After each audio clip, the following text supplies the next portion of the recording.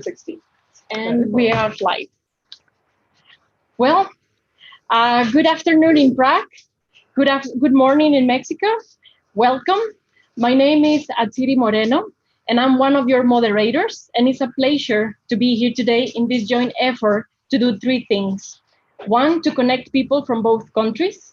To share different experiences and approaches that have been done during this global pandemic in terms of innovation, science, and technology, and to promote greater communication and understanding of the same challenges that we are facing and what can we do together. Let me just say that this webinar wouldn't be possible without the interest and support shown by all the speakers who kindly accepted our invitation, and by all of you watching from different countries. We were absolutely overwhelmed by the responses to this webinar. And for that, thank you all very much. Also to the organizers, the Ministry of Industry and Trade, the Embassy of Mexico, where we are live streaming. And what I have to say that we are following the regulations of the use of face masks indoor, which applies only to events more than 100 people. So we are really following the regulations. Also to the Central Bohemian Innovation Center and the Global Network MX, Chapter Czech Republic. This webinar is done in the framework of Science and Innovation Day, Mexico, Czech Republic. Before I pass the word to my colleague Eva Bartoñova, head of the Americas of the Ministry of Industry and Trade, I would like to say some parameters of today. Each speaker has a set of time to present. All the questions will be held at the end of the webinar. Please feel free to send your questions through the YouTube chat and also to the WhatsApp number that you will see there in case you don't have a YouTube account. So without further ado, I pass the word to Eva. And I have actually appeared on the screen. Thank you so much. Thank you, Atsiri, for the words of introduction and the technical remarks.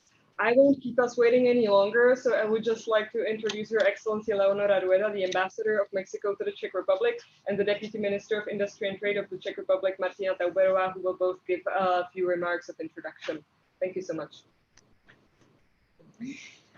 Dear Deputy Minister, friends and audience, I am very glad to participate in this webinar, and in order to save time, I'm going to talk directly about 5 of the most important responses and policies that Mexico has taken to face COVID-19 that deals with innovation, science, and technology. 1, in the context of the race to constitutional level, the human right to enjoy the benefits of science and technological innovation, Article 3, the Mexican government outlined a national plan of innovation to be managed by CONACYT, the National Council of Science and Technology, to boost the scientific and technological research by supporting students and academia with scholarships and funding innovative projects.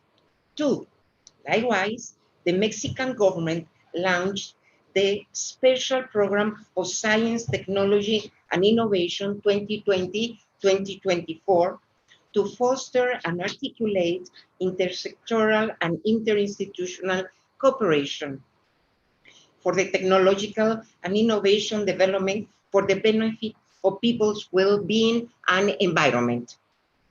The first results of these efforts are in sight. Indeed, CONACYT has announced 2 outstanding advances in the field of health technological innovation. A, the development of the first mechanical respirators made in Mexico, the Hecatl, and the Gatsi. Here you have the Hecatl and the Gatsi. Both of them ready to be manufactured at high scale. Number 3, Mexico is deeply committed to work with the international community to respond to global challenges like current pandemic, and it's convinced that there is an urgent need for a common approach beyond borders. At the first negative impact of unilateral approaches taken by some countries to face the pandemic, mainly in the race to find a vaccine and treatments to reduce its health effects, Mexico, as well as Czech Republic, are convinced that only multilateral responses and coordinated efforts could be effective. This is why, during the last March G20 meeting, the President of Mexico proposed to the United Nations to take an active role in guaranteeing global access to medicines and medical equipment for all through effective multilateral cooperation. As a result, in April, 179 members of the General Assembly of the United Nations, 89%, adopted a resolution in which the organization, and I quote, encourages member states to work in partnership with all relevant stakeholders to increase research and development funding for vaccines and medicines, leverage digital technologies, and strengthen scientific international cooperation necessary to combat COVID-19, adhering to the objectives of efficacy, safety, equity, accessibility, and affordability. At the same time, Mexico contributed with 1 million euros to join the project for UN to put in place the research of a vaccine. As well, Czech Republic decided to be part of this effort. Mexico is also participating with a selection of international groups of scientists working together in the development of a vaccine and medicines, such as the Coalition for Epidemic Preparedness Innovation, CEPI, as we say in Spanish, with headquarters in Oslo, Norway. Throughout 3 projects developed by the UNAM, the National University of Mexico, the Autonomous University of Baja California, and the Mexican Institute of Social Security, the IMSS. And the other one is the Ottawa group, integrated by 12 countries: Australia, Brazil, Canada, Chile, Japan, Kenya, Mexico, New Zealand, Norway, Singapore, South Korea, and Switzerland, and the EU. That is in charge of trade policy actions, including the advanced analysis to facilitate the trade of medical supplies in order to be better positioned to deal with medical emergencies and keep global chains of such products functional. And number 5, the actual stage of the international cooperation, Mexico is decided to take the huge opportunity to build innovative collaboration mechanisms, new spaces of cooperation and capacity building based on science and technology networks and alliances, both in the public and private spheres, to create sustainable health systems. Dear Deputy Minister, Mexico and Czech Republic maintain friendly and fruitful bilateral relations. The Czech Republic is considered one of our most important partners in the field of innovation, science, and technology cooperation. Thus, last year, part of this group, here present, we launched the Day of the Science. Today, facing the new reality, I trust we have the mutual conviction to boost the possibilities of this cooperation among our public and private sectors in favor of innovation throughout knowledge sharing and the exchange of scientists, researchers, and students. This webinar is just a small test of the potential of what Mexico and Czech Republic can develop together towards this purpose. Thank you very much. Gracias. Thank you very much, Madam Ambassador. If I may, I'll use the opportunity to say hello to all our participants, not only here around the table, but also those participants you online. It's great that we have such a number of you interested in our current topic, the fighting pandemic with innovations. the responses and policies in Mexico and the Czech Republic. It's not, as Madam Ambassador rightly pointed, not just an accident that we are organizing today's webinar with the two countries, Mexico and the Czech Republic. Czech Republic and Mexico, we share pretty much similar, not only experience we've made in the last couple of months during the global pandemic, but also we are a very good partners. We are important trade partners. Mexico, as was mentioned, is the #1 trading partner of the Czech Republic in Latin America. And what we share is a very good, I'd say even excellent cooperation in research and development and innovations. And we'll very much like to focus on this cooperation and to enable further enhancement in these particular fields of cooperation via our today's webinar. So the ties we share in research and development among our institutions is already there.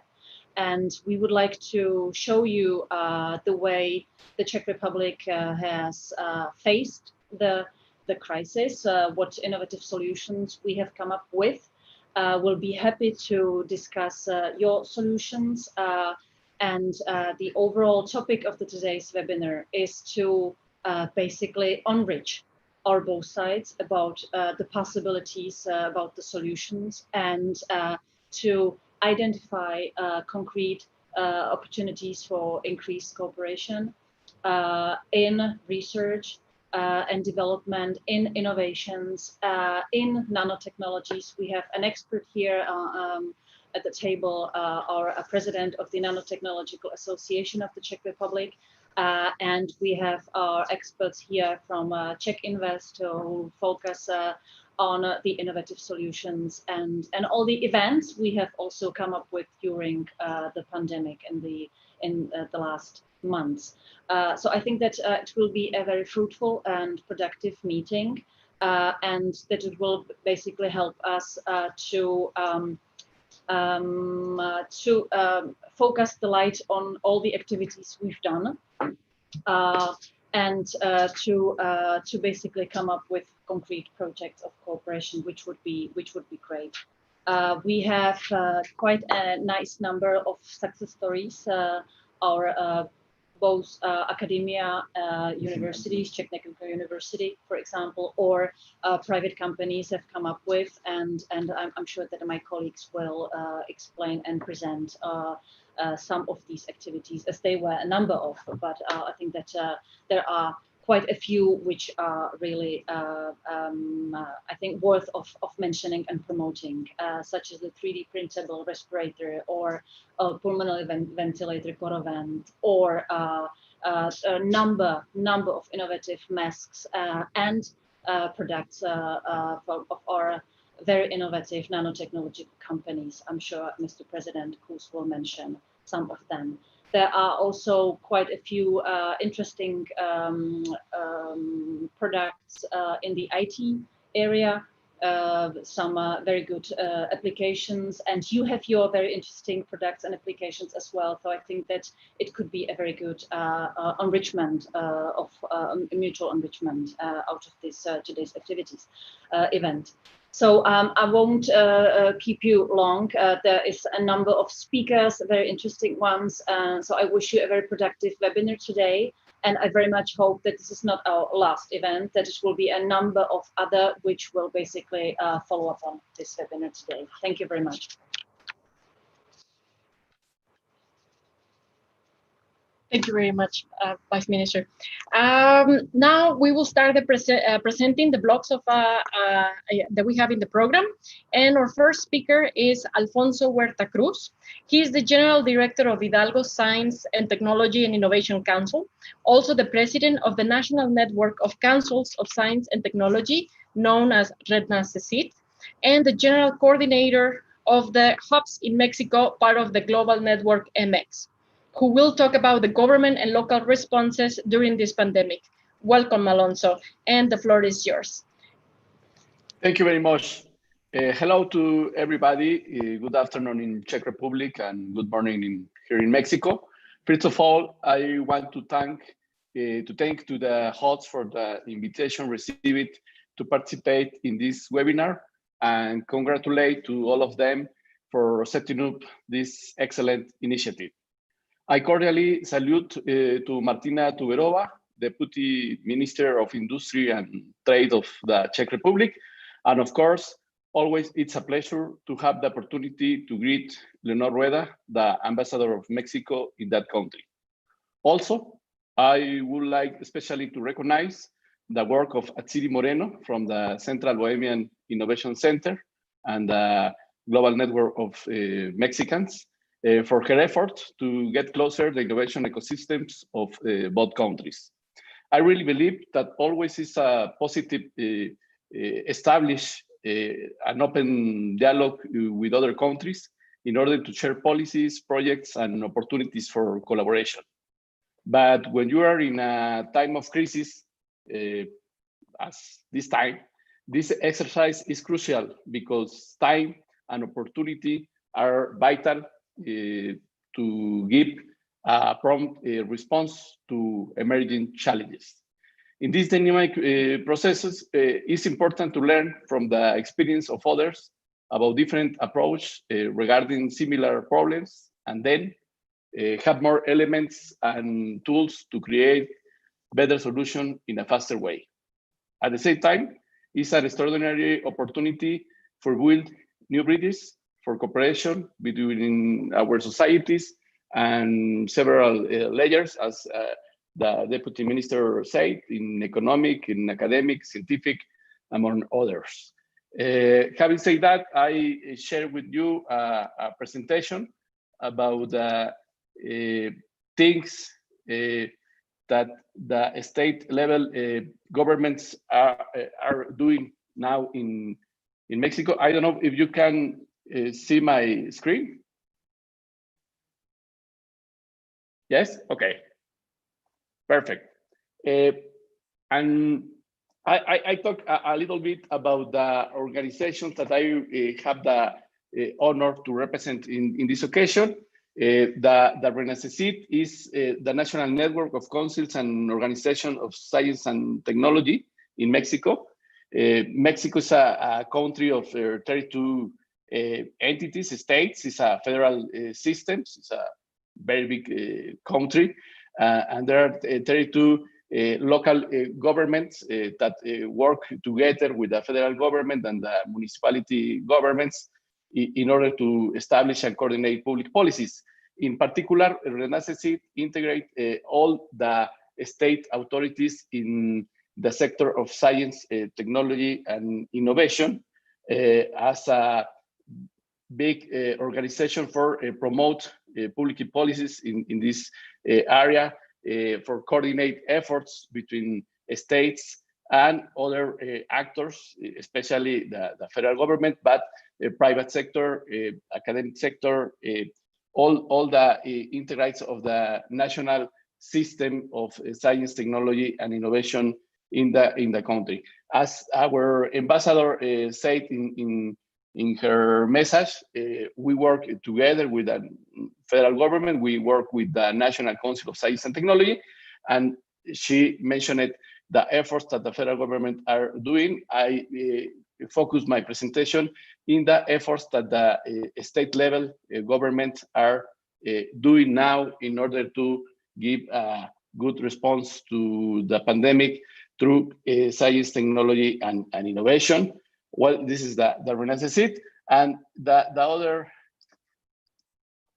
Okay, the other organization is the Mexican Global Network that integrate a lot of Mexican who live abroad and are highly skilled and qualified and want to work for establish projects and support the development in Mexico. Is a very big organization with 62 chapters around the globe. And the counterpart in Mexico are the hubs of Mexican Global Network that are public, private, social organizations who work to promote development in different regions of Mexico, counting with the support of these Mexicans that live abroad. And develop some projects in order to promote the regional development in Mexico. All of them work in innovative initiatives with a strong social and economic impact. There are 70 hubs across the country. The expectative is that in 1 or 2 years we can have 32 hubs in all the country and work with 62 chapters around the globe.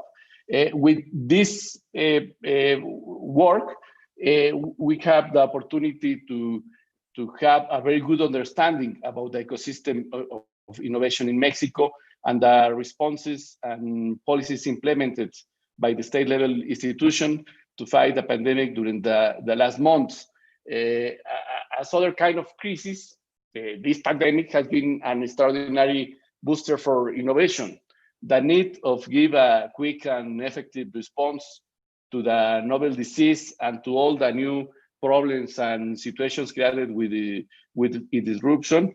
We know, for instance, that during the wartime always have been an innovation explosion for the need of face the challenges about the military confrontation, creating new knowledge and technology that later have a positive impact in people. Fortunately, we are not in a wartime, but we face a very big challenge, all the world, and considering the things that happening in this time, I'm sure that all the knowledge, technology, and innovation that is emerging will have an extraordinary impact, not just in this moment, especially in our future. For that reason, we create a national repository, and we call National Innovative Response Tracker, in order to identify all the efforts that in the state level are doing for face this challenge in a very different way. The objective is know about the similar projects and catch new ideas, learning from the efforts and experience of others, and identify opportunities for collaborate between the actors that are developing these kind of initiatives. Now, we have a strong catalog of best practices and detailed map of the innovative response across the country. And as a result of this exercise, we have now a lot of good number of collaborations between governments and institutions from different states, giving a bigger and stronger impact to these initiatives. I present now a summary of this analysis of all these initiatives that we identified across the country. For example, more than 100 projects and initiatives with innovative response to pandemic are identified that are in development or has a result in Mexico. All of the projects and initiatives was proposed and developed by academics, entrepreneurs, companies, healthcare staff, social organizations, and supported in all cases by state government. I mentioned it before, there are a lot of efforts for the federal government, but in specific, this tracker is focused in the state level governments. And one of the things that I can see when review all the information is that the wide range of the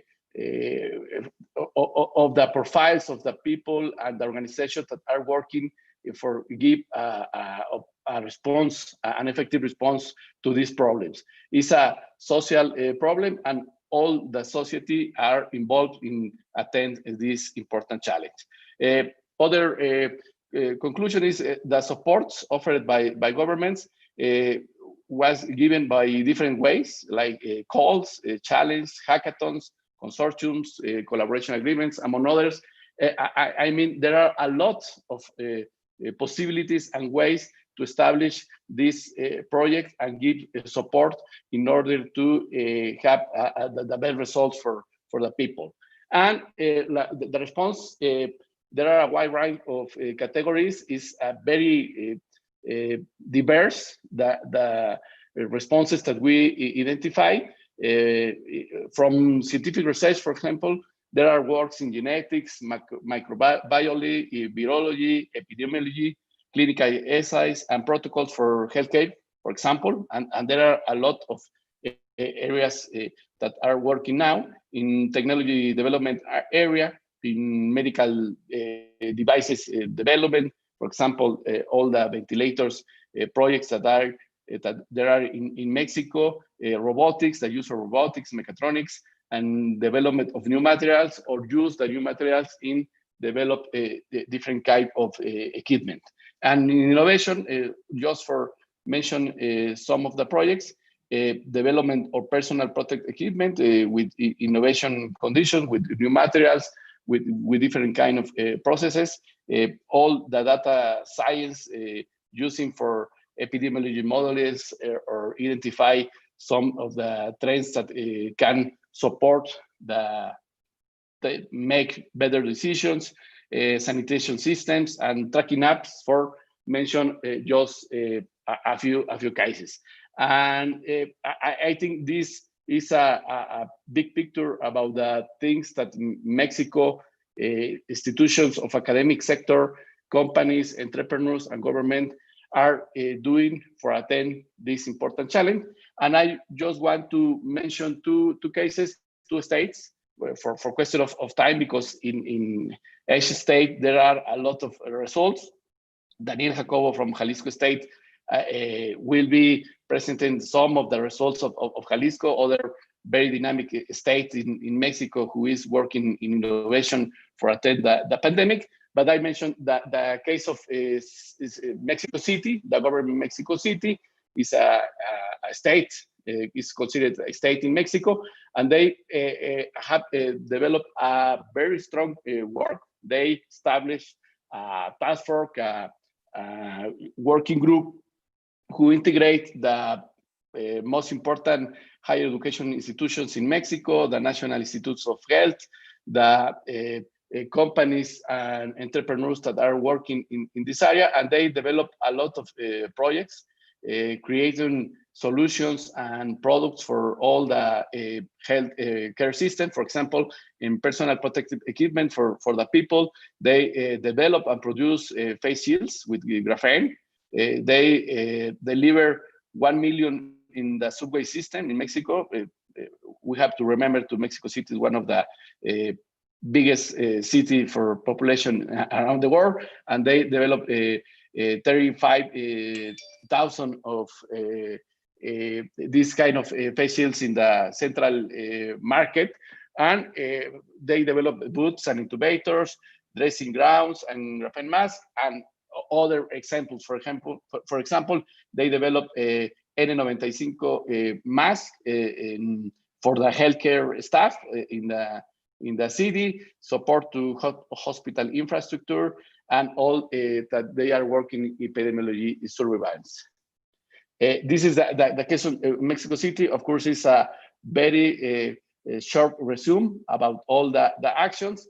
In the other hand, we have the example of Hidalgo State. For example, we published a call for access to the synchrotron light time to combat to COVID-19 in collaboration with the Paul Scherrer Institute. This project has supported 5 projects in this moment. The state of Hidalgo, with the support of the Governor Omar Fayad, is financing these projects, and the Instituto Paul Scherrer Institute in Switzerland are giving the access to the light of synchrotron in order to identify different kind of projects in the way that we can face the COVID. For example, they are studying about the evolution or mutation of the virus, develop diagnosis about way that is reproducing the virus, and develop medication and vaccines necessary to combat the virus in prevent its spread. Other collaborations that in Hidalgo State are developing now is with the Harvard School of Public Health in collaboration with Hidalgo State. We developed a program of prevention of health risks for COVID-19 in education and economic sectors. And with BioBot, a spin-off of MIT that are focused in analyze the sewage as a source of information about the pandemic.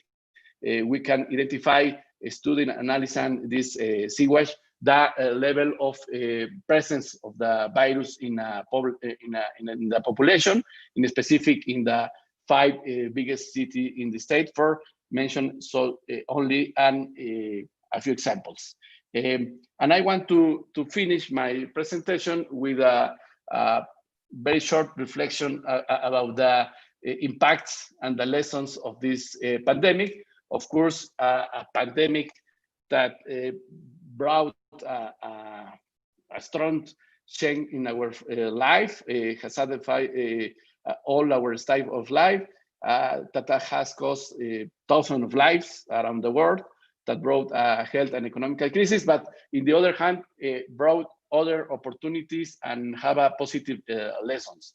One of them, I think the most important, is that now more people and more politicians understand that science, technology, and innovation are strategic. They have to be the top of the priorities of the society. All can saw during the last months that the solutions, that the understanding of the problem comes from the scientific, from the technology and innovation area, and we have to support and understand and take advantage in better way of these activities for make a better development of the humanity around the world. Other good lesson is the relation between politics and science. We identified that we need more science and less political decisions, that the public policies must be based in evidence, that politics must be supported and make an effort for bring the scientific vision and the science background to the political area, and put in the top of the agenda this kind of collaboration. The third lesson is that is a team effort that I said before. We need to collaborate. We need to identify the things that we can contribute and put with the efforts, the other people, the other actors, other institutions. We really see the intention of the people to contribute, to help, to solve this kind of challenge in the private sector, entrepreneurs, academics, and we need to give the elements, the environment, and the support for work together and try to create better solutions. And not just inside the country. For example, this webinar is a very good example. We need to cooperate and collaborate with other institutions, with other agents, with other people in other parts of the world. And I think this webinar is an excellent opportunity to establish this kind of links and try to dynamize this process in a better way. And the last lesson is that innovative response are necessary. Of course, new problems, new challenges, demand new approach and new solutions. And this is an important driver for the present and for the future of our societies. Innovation has to be in the center of the development model, and we have to build these capacities for attend not just the crisis that we are facing now, especially, but the crisis that will be in the future. The humanity will be facing during the next year. And with this reflection, I conclude my presentation. Thank you very much And I really want to share with all of you that the Renace seat and the hubs of the Mexican Global Network are open and very interested to establish links and cooperate with the institution of Czech Republic. Thank you very much. Thank you. Okay, hello again, back from Prague. And thank you so much, Alonso, for your interesting contribution. I think we've actually seen a lot of overlap in the lessons that we have learned here and what you have learned and what you just talked about.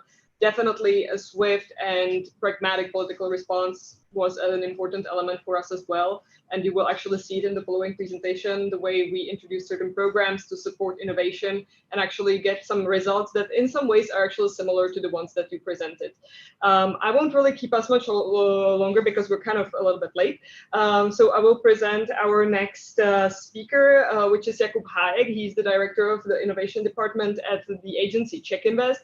And he was actually one of the instrumental people that was in the middle of the whole hurricane, helping companies and institutions here to get their innovation solutions to the market. So please, Jakub, the floor is yours. Thank you. Thank you, Eva. Good afternoon in Czech Republic. Good morning to Mexico. I'm here today to make a short summary of what happened here in the last 3 months. I'm not sure if I can have a presentation. Yeah. And when I was preparing this presentation, I realized that it's quite interesting looking backwards how fast it all happened. I think there was simply no precedence for that. And once we will see my slides, I've realized it might be easiest if I will go in a simple timeline. Nope. Yeah. So next slide, please. I can give it to you. Brilliant. Yeah. So I can just click here, right? Yeah, perfect. So if we look back at the date 12th of March, when the state of emergency was declared, we very quickly realized that people were looking for answers. There were questions unanswered because people were looking for what's happening, what we need to do, can we keep the business running, and so on. Obviously, we are from the Ministry of the Business and Trade, and absolutely the most part of the questions were coming from this area, but also the health issues, like what are the face masks? Are they covered?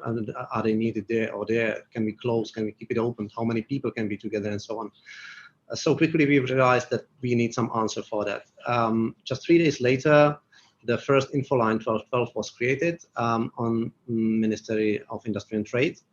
And even if it was a free national line, mainly for the business, it didn't limit the questions to that. We were also answering questions for health issues and mobility logistics. There were plenty of people across the borders and they didn't know how to get back because the borders were closing and so on. So that was very quick answer just to give, or let's say very quick answer of the government to give answers to the general public.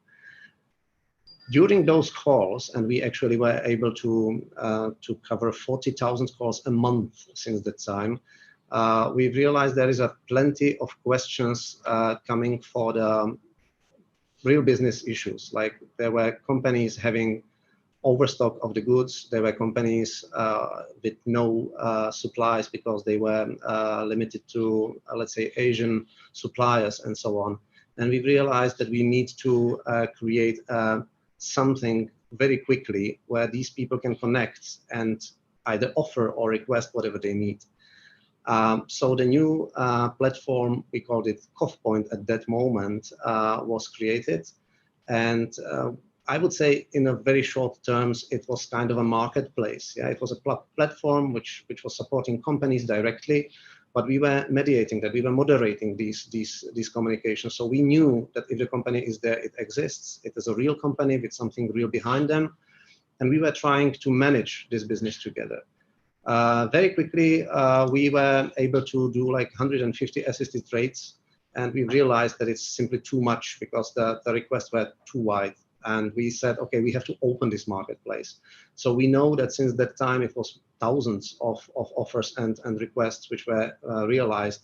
It was not only the goods like raw materials and face masks at that moment or disinfection, but it was also a lot of standard overstock, but also some resource in human resources, let's say people who had nothing to do because there was no request for automotive at that moment.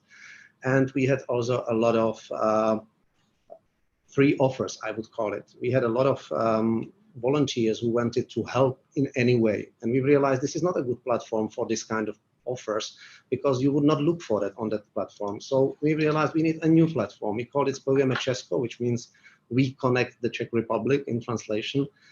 It's a networking platform where it was not limited to governmental help and so on. It was actually gathering initiatives and projects all over the Czech Republic. And most of them were volunteering, most of them were for free. It was help for the seniors. It was anything you can realize. We've actually gathered more than 80 until now, and we were selecting very widely because the real offer was definitely over 500. So we were selecting them. What we really saw was nationwide, and it was really helpful. In fact, we would like to run this platform on because there is no reason why to stop it. However, we will need to slightly move the topic for the next days. It was still built around this Kochpoint thing. After that happened, there were companies coming and they said, we can help, we can produce face masks, we can produce shields, we can produce anything you want, but we need some help in financial way. And that's where the programs were coming up. We were actually quickly adapting some of the European, let's say, programs to adapt to the situation. We also came with some national program. We call it Czech Rise Up. And then we realized we have to split it into several stages. Let's say the first one, which was the fastest one, obviously it didn't give much, but it gave the first cash, which was absolutely necessary to cover something like raw materials for production, rental costs, and so on. That was the Czech Rise Up. And I'm not going to go through all these details because you will receive this presentation later anyway, but in total, we've supported 54 projects. The cash allocated was not too high, but it was absolutely perfect for the first response. And it did cover new solutions, new projects pretty much, and new protective equipments, testing solutions, and so on. Just some examples of what really happened in that first month. And we are still talking of the first 1 or 2 months since the pandemic started. Company came with automatic RNA extraction from samples. Yeah, that's something what increased the production, or sorry, the testing possibilities hundreds times.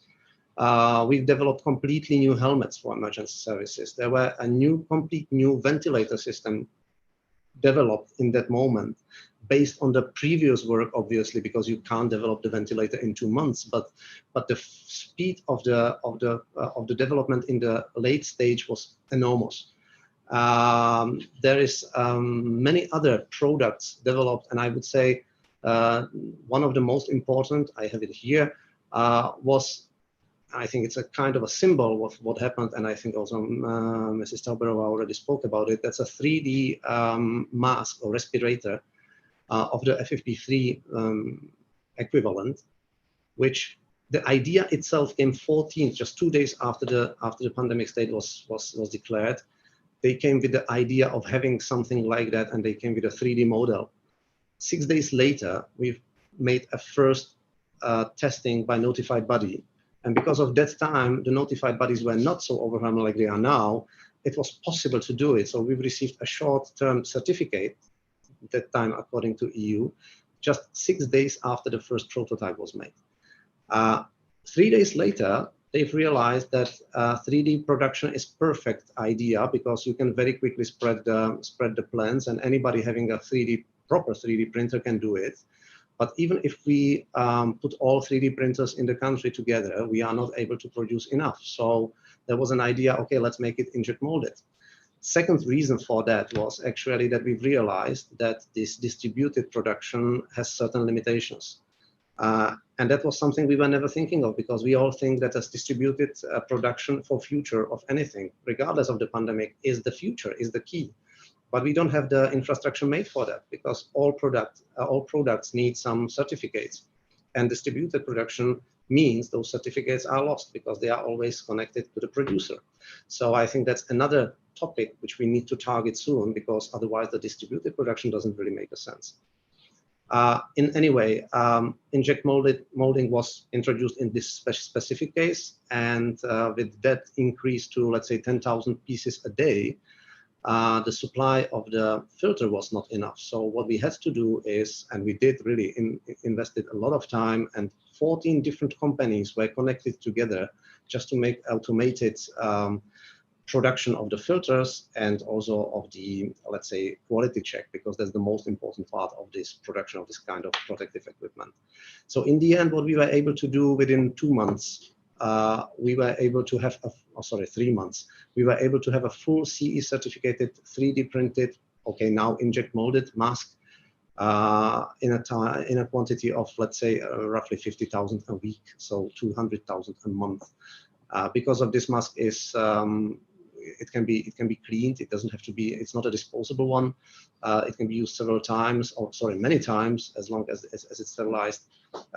And as the filters are quite long-term protecting in a nice, in a clean conditions, this covers much more than it would be in the respirator situation. Sorry. Okay. How I go back? And if I may, you go one more last view. No, previous. Yeah. Okay, so there were, of course, obviously, other programs started, and you will receive all these lists anyway.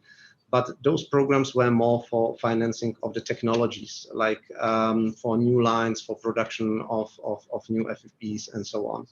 So in total, we were releasing the support in the time to get all what we needed.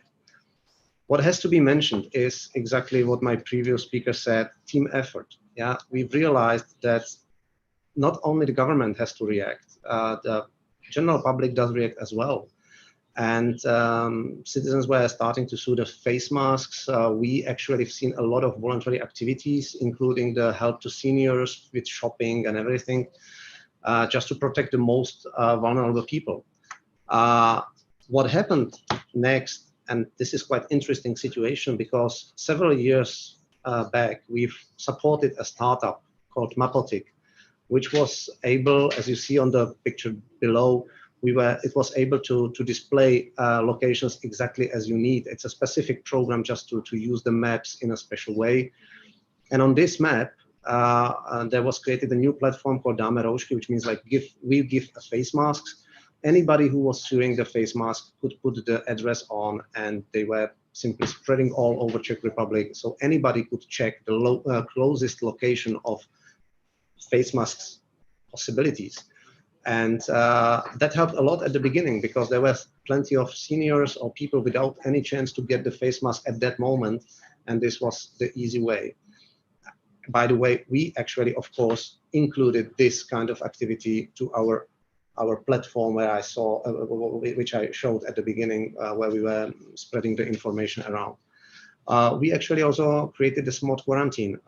We used an application for iPhones and smartphones with Android, special application which was collecting your location based on your own will. And if later somebody found himself positive and he placed himself as positive, it immediately alerted everyone who was in touch or close in proximity to him. So that helped a lot as well. I would say, when we are talking of, are we going to be ready for the next time, if it ever comes, and I don't have any doubt it will, sooner or later, but hopefully I will not be here at that moment. It doesn't have to be pandemic. It can be a flood or any other crisis from meteorite. It can be some, let's say, emergency from the blackout or cybersecurity situation. There can be civil war. There can be anything. All these cases we should be thinking of. And if you think of how would we be able to fight with that for future, I think the nice parallel is in the industry. I was working in industry for 15 years in quality management. And I think the quality management is exactly answering this. You have to identify and prevent. And if it happens, you have to reduce the impact. And I think the nicest and easiest way would be the FMEA analysis, which is a failure mode effects analysis, where you first review the process. Yeah, I think that's what we've done already. Then you have to brainstorm the potential failure modes. If you brainstorm those, you can think of what can happen. Blackout, that, simple.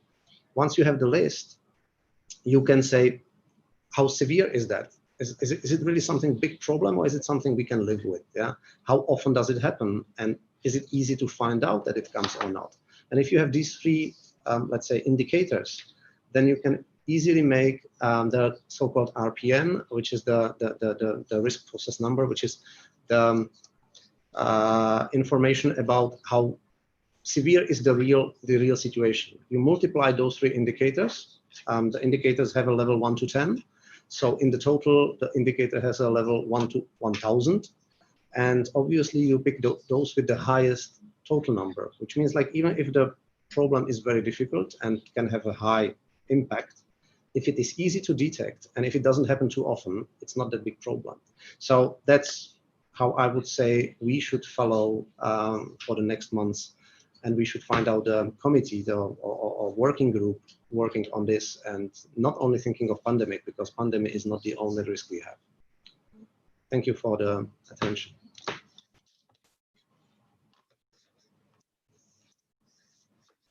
Thank you very much. Now we will pass to block number 2, where we will listen to some of the results of the Black Sheep programs that aim in finding innovative solutions about COVID in Jalisco, as we heard now in Czech Republic. Let me introduce you to Daniel Jacobo Velázquez, General Director of Science and Technological Development of the Secretariat of Innovation, Science and Technology of Jalisco. Welcome, Daniel, and the floor is yours. You need to. Yes, I am unmute. Thank you very much for the invitation to share what we have been doing in Jalisco for fighting the pandemic with innovation. I'm going to share my screen. I have a presentation. Let me a presentation with some videos that can describe what we have been doing more precisely. Okay.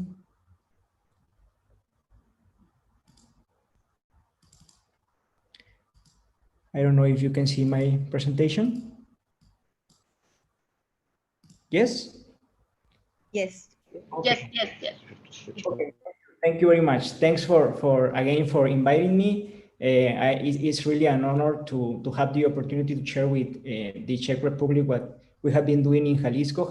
Jalisco has been very active in innovation, and it's the slogan of Jalisco is the capital of innovation from Mexico. So I'm going to show first how we work in science and technology, which is our science and technology development model, to then explain how we are focusing our efforts in two of the main drivers of our strategy to fight the pandemic. So in Jalisco, we are very strong in these 4 main areas. The biotechnology, mainly applied to agro, to food science and technology also. We also have data science. We have art, digital arts and science, and innovation and design. So we have 2 hubs, and we work through these 4 hubs. In these hubs, we have all the universities that works in that areas, and that we put all the experts. We put also all the industry that works in innovation, in order to put them together to work, to develop projects, and we invest money in the best projects. So we have these 4 hubs, the science and technology hubs from Jalisco, and the outcomes of these hubs are basic and applied science, inventions. We are the number 2 in Mexico in inventions, in patents, And then we also have a lot of science and technology entrepreneurship. And our main objective is that through these hubs, we are going to solve a social challenge, and we are going to increase the business competitiveness of the main sectors of Jalisco. To solve social challenge, we are mainly focused in health and environment. In health now, of course, in COVID-19, in metabolic syndrome, and in dengue. And in environment, we want to solve problems from one of the main rivers in Mexico, the Santiago River, that is very contaminated. So we are applying biotechnology to solve the contamination of the river. We also are working to improve the quality of air and also to work in climate change. And our main sectors in Jalisco are the agro, the health and pharma, the IT and creative, the automotive, fashion, energy, and medical devices. So we are focused mainly in this, and this is where we want to be the best, and all the money from Jalisco focus on innovation and science is mainly focused in these areas. Okay, through these 4 hubs. So once we had the pandemic, we had this Jalisco COVID-19 challenge, where we had a call for proposals for the science and technology hubs of biotechnology and data science, because we want solutions to fight the pandemic. We want to have a project, a basic and applied science project, also that results on inventions, and also that results on new entrepreneurships to solve this social challenge, the COVID-19. So the objective of this call for proposals was to fertilize and develop the capacities of Jalisco to fight the sanitary contingency through applied science project focused on finding solutions to prevent, detect, monitor, and treat the virus. We have the call for proposals from April 3 to April 22, and we were very fast in giving the money to the institutions, to the hubs, to start working on the projects, and we have already finished many of the projects that I'm going to show you now. So to better explain this Reto Jalisco COVID-19, or the 19 COVID Jalisco Challenge, I have a video from the Secretariat of Science and Technology and Innovation, Maestro Alfonso Pompa-Padilla, that is going to talk about the challenge, and is going to talk about the results that we had from the COVID challenge. Okay, the video is translated, so I think that I'm going to share again the presentation, because I want to share the sound. So I'm going to start sharing. And I'm going to share again to share the sound from the computer.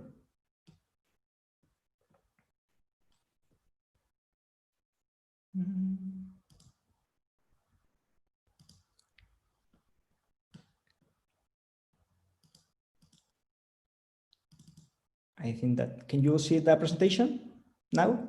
Yes, okay. So I'm going to put play to the video. The COVID-19 Jalisco Challenge has the goal of supporting all of the technological and scientific developments that are helping us fight the COVID-19 pandemic. Jalisco is one of the few states in the Republic that has destined part of its own public resources, those which we manage through Coesitjal, to serve these developments. We received 135 proposals based on 2 categories: the A modality, which corresponds to all devices or technologies that serve to fight COVID or to help in its treatment, and the B modality, which are data science applications that allow us to monitor coronavirus cases with greater precision. We've contributed a total of 16.5 million pesos, and we're very confident that the majority of these projects will provide practical and useful results in very short time. We are a multidisciplinary group of people who focused on creating this medical equipment in a record time. Here we see it today, very close to a reality. We learned about this challenge right on time. The Secretary of Innovation, along with Coecitral, gave us wide open doors, and there was a section precisely on the area of mechanical ventilation. When we decided to make this equipment, we realized that there were a lot of experts on several areas. This is why, when we found out about what the Marist University had already advanced, we decided to join efforts, and with the prototype they'd already worked on, plus the engineers, doctors, biomedical engineers, and other experts we had in Aire con Vida, we were able to push through this prototype, which is now practically ready for usage. Developments that would normally take years to make in other countries with all the resources, here we're making it with our own people. Our engineers, our scientists, our designers, and in very few months, frankly, they've done an exceptional work to support their country, to solve challenges related to COVID-19 during these difficult times.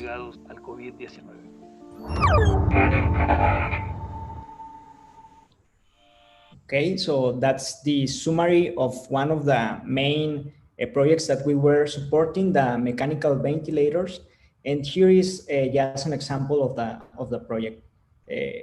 We have this medical device that is a mechanical ventilator. You can see here how it operates. It's very simple to operate.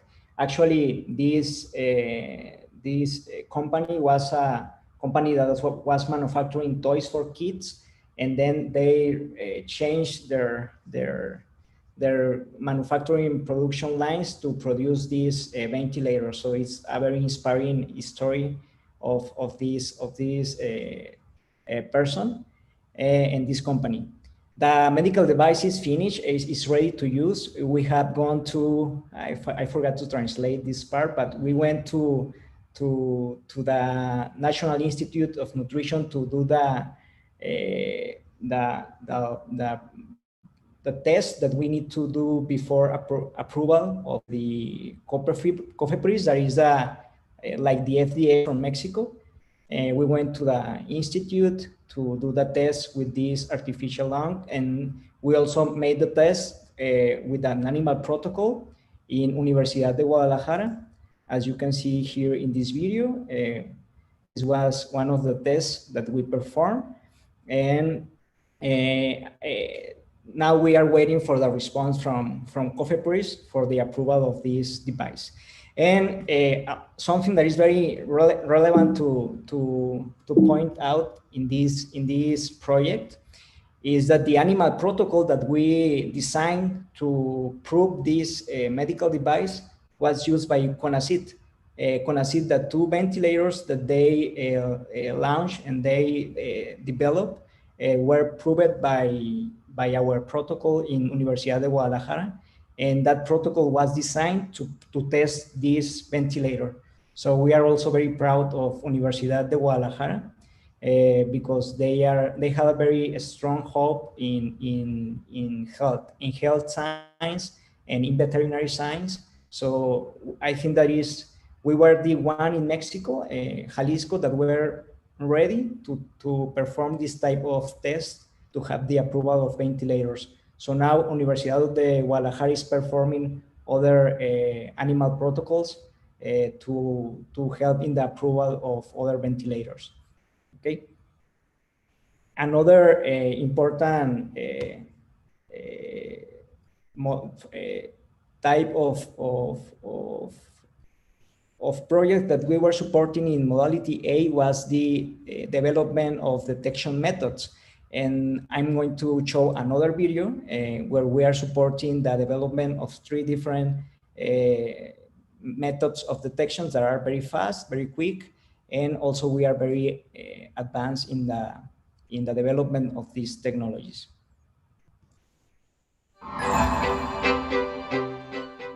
The COVID challenge we launched this year was very successful in its call for proposals. Especially in the current ongoing projects, they all aim to attend the crisis provoked by the pandemic. We developed a diagnostic test for antigen detection, capable of directly detecting the COVID virus. The project consists of developing an electric system for the rapid detection of COVID-19 virus, but built to meet test massification.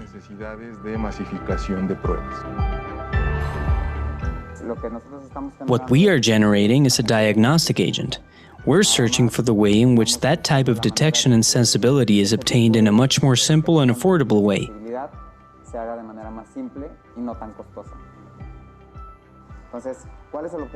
We do this so that when we generate all of these detection kits, we can obtain a much simpler and affordable distribution, such that can also help these types of communities, which, although they have level 1 clinics, they don't have the conditions, equipment, and personnel we have over here.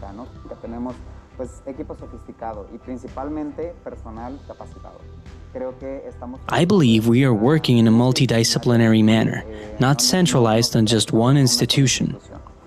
This problem affects us all. It's not just the government's responsibility to solve it, nor is it possible for the private initiative alone to solve it. The solution has to come from a collaboration of both sides.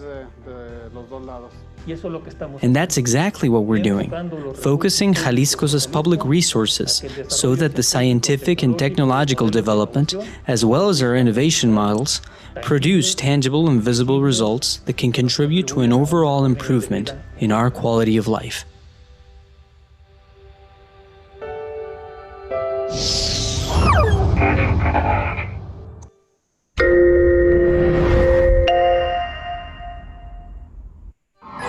So this is our other type of projects that we are supporting. We have 3 main projects. The first one is from Tec de Monterrey, from Pati Mora's institution.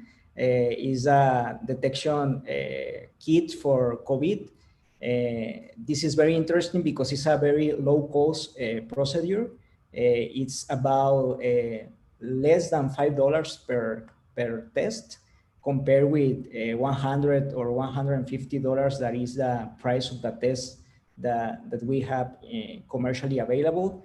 This project is almost finished. They have almost finished the development of the device, and we are expecting to have the approval from COFEPRIS at the beginning of September.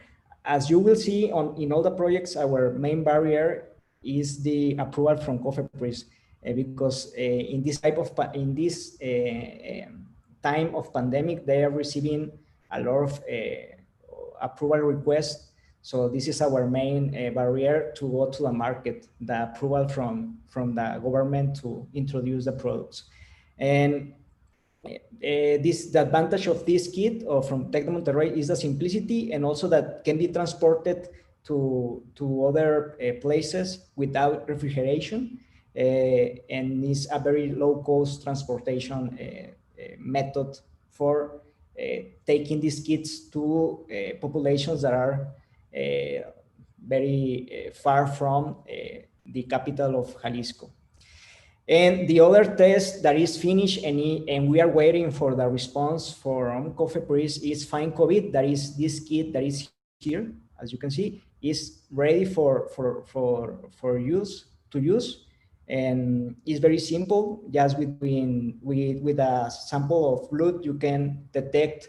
You can have 4 responses. If you just start the disease, if you are in the disease, like advancing, if you are finishing the disease, or if you are done with the disease, or if you don't have the disease also. So you have different type of responses with this Find COVID-19, and this is from this Uniman. And we also have this TK2E that we gave support to this company to develop all the electronic system to have a device, a medical device that can perform massive tests in Jalisco. We can have like 7,500 tests per month per unit. And what we did was to support all the electrical or electronic system developed. And this system is in USA, and they have the approval from FDA. So we are working on the importation of the device.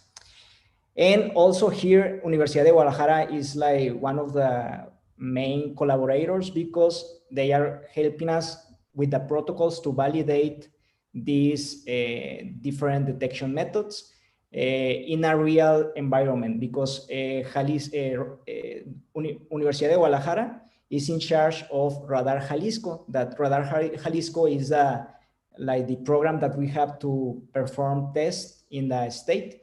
So they are going to validate these different tests, and if they work, Jalisco is going to buy these tests. So we are going to be the buyers of our own developments. So that's also something that is very important when we have a new project to have like the client, and we have the client that is our government.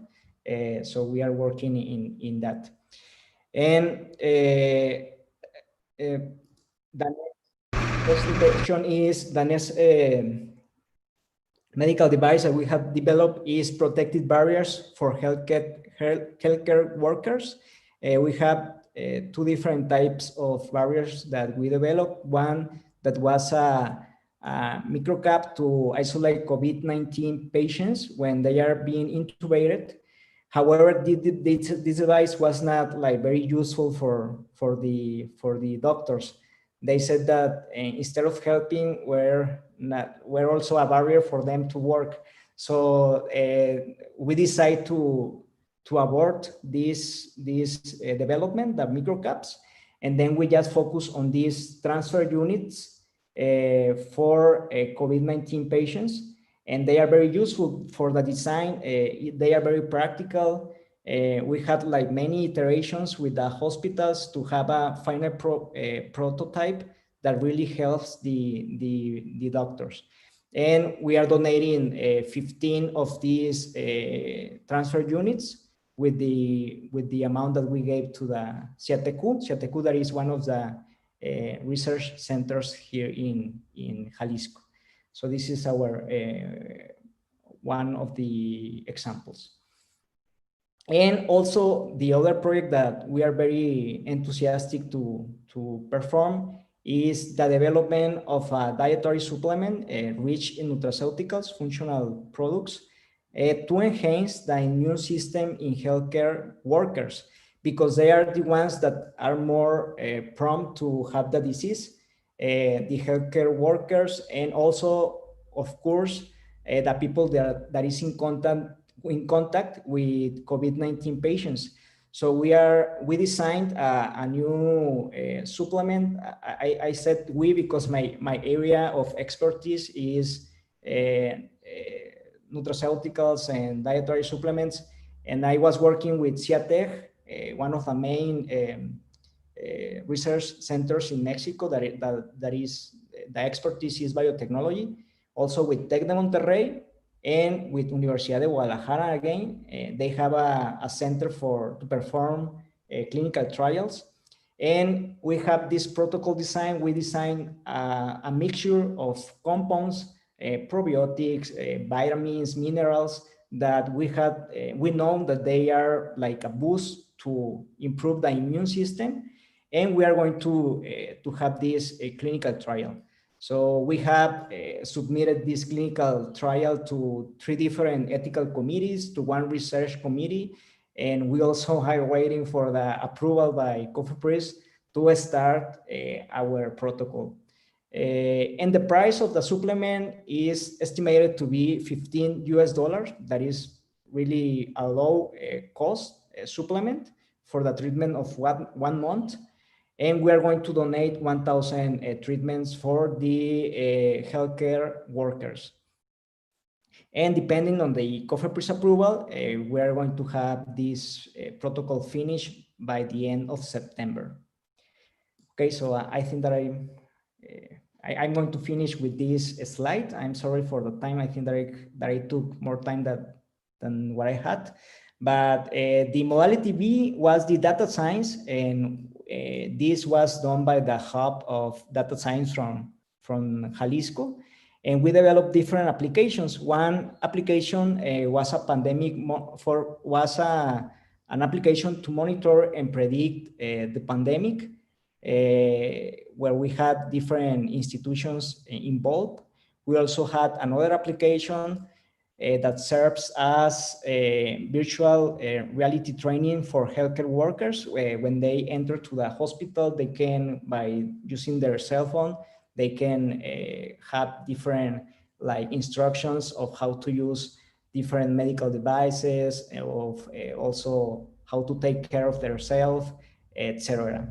And we also have route of medical connections because, as you know, healthcare workers have some like people is very in Mexico, they don't like people that are with the uniform of medical doctors because they are scared that maybe they have COVID-19. So we develop a route of medical connections that help to transport all the medical workers, okay?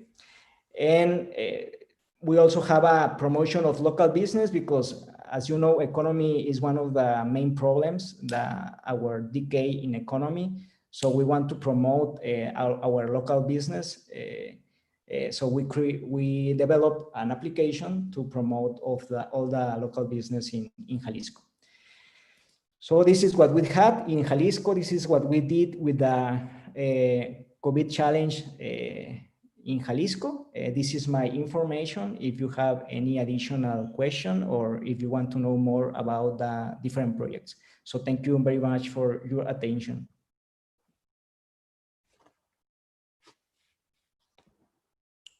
Okay.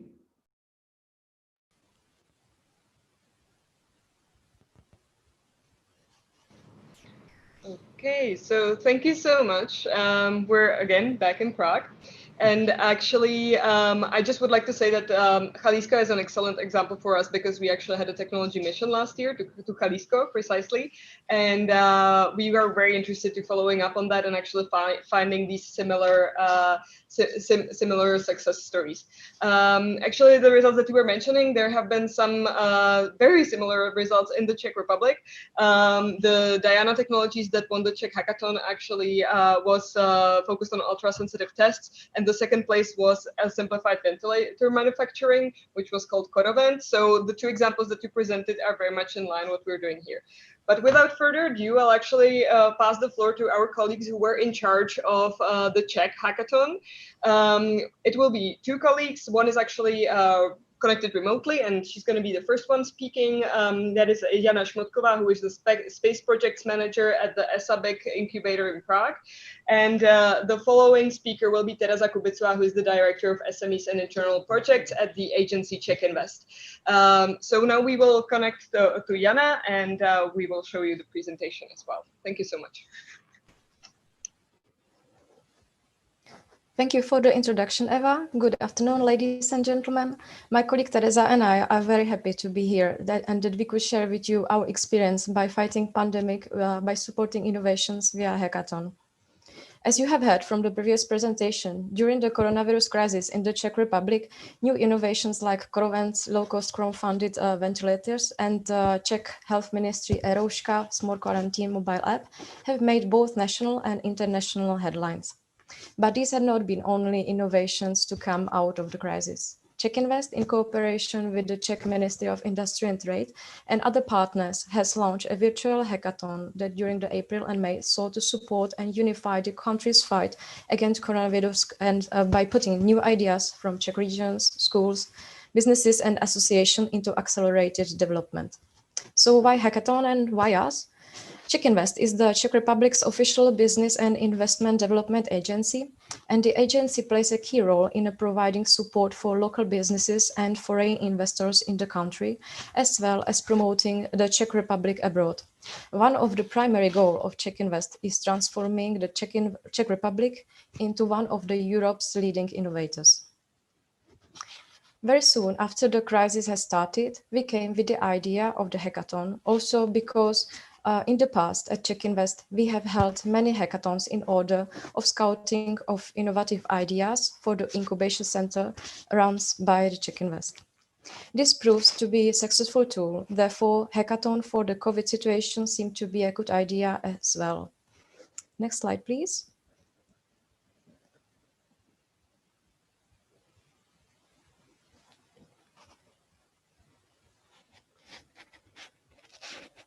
can you please switch to the next slide?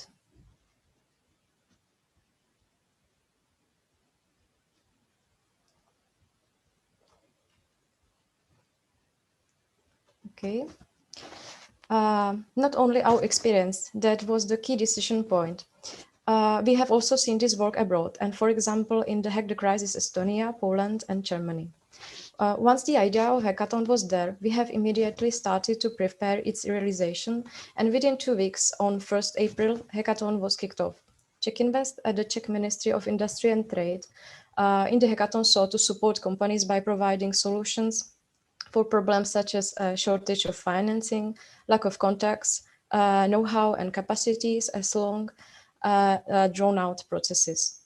By overcoming these and similar issues faced by small businesses and entrepreneurs, Hack the Crisis aimed to put promising new projects from the Czech businesses into practice as soon as possible, with help from the state as well as private experts and visionaries.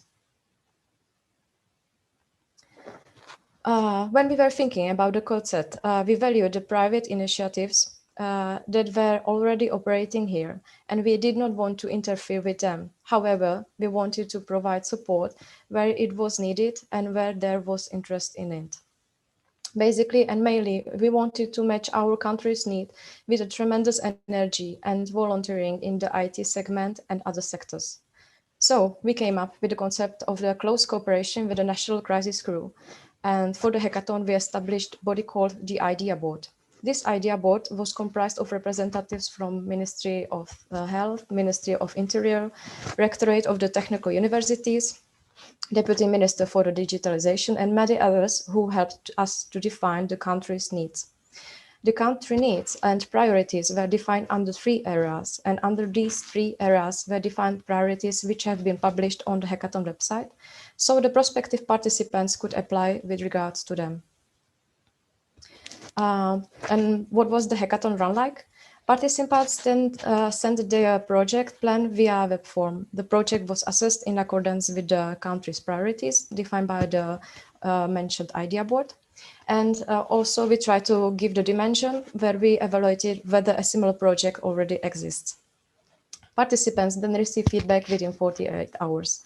And project which passed this pre-selection was taken over by a so-called angel mentor who tries to communicate all the project needs, connect the project with the mentors that need it, as well as with the partners who could help them and to accelerate. If the hackathon board and angel mentor agreed on the project was already mature and it is appropriate to provide financial support for the project, we helped with the application for the Czech Rise Up program, Smart Measures Against COVID-19, financial program specially designed by the Ministry of Industry and Trade, which was already mentioned by Jakub. We worked with the project during the several weeks, and according to the project performance, Hackathon Expert Board selected the flagship projects, which we have 24. Out of these 24 projects, we selected top 15 projects that advanced to a special presentation competition called the pitch competition. The jury at the pitch competition evaluate uniqueness, innovation, impact, and time consuming, how fast it can be applied, and also the long-term effect of the solution. The hackathon proved to be a great tool to help these innovative projects. So when Czech Republic received gift of 10 million Czech crown, which equals 400,000 euros, by the Hyundai Motor Manufacturing in order to help fighting coronavirus, it was very soon decided by the Czech government that this money will be used as a prize money for the best hackathon projects. Thanks to this money, we were able to award 3, 2, and 1 million Czech crowns to the project ranked at 1st, 2nd, and 3rd place. Plus, we also awarded another 5 projects ranked at 4 to 8 places by a special prize of 700,000 Czech crowns. The pitch competition was a grand finale of the hackathon, streamed online, and gained a great attention, not only from the media and the general public, but also attracted the attention of the Prime Minister of the Czech Republic, who came and not only handed over the prizes, but also dedicated a significant time to acquainted with the projects. And after the competition, we helped them to accelerate even faster and accommodate on the Czech market and state structure. Now you will see a short video in order to illustrate the atmosphere of the grand finale.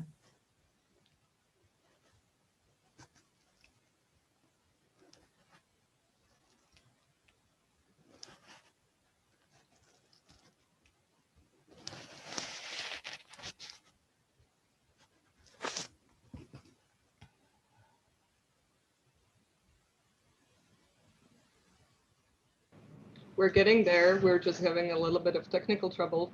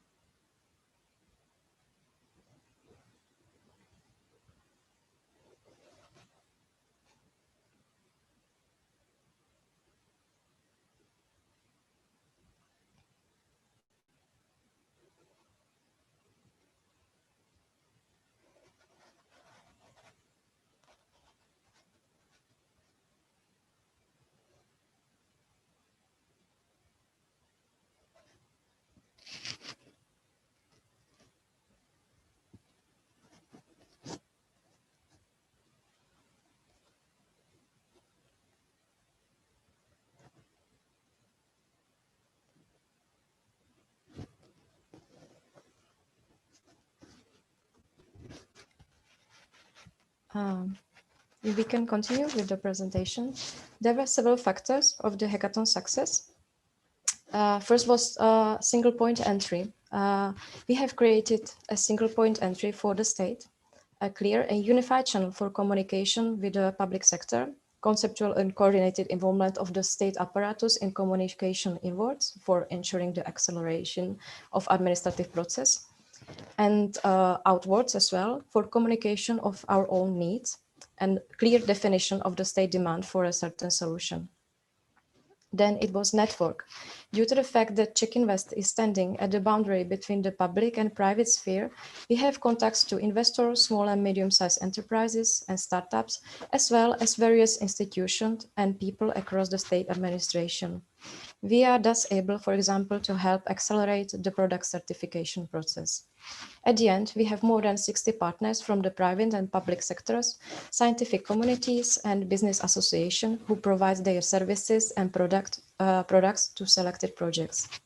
We offered mentoring from more than 150 mentors from various fields, legal advices, business, IT, healthcare and marketing. Then it was finances. In addition to the prize money for the best projects and the Czech Rise Up program, project also could gain support from the venture capitalist and EY, who were part of the hackathon board and jury at the pitch competition.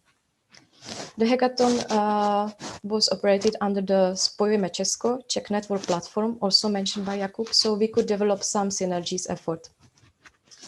And most importantly, joining forces, the cooperation.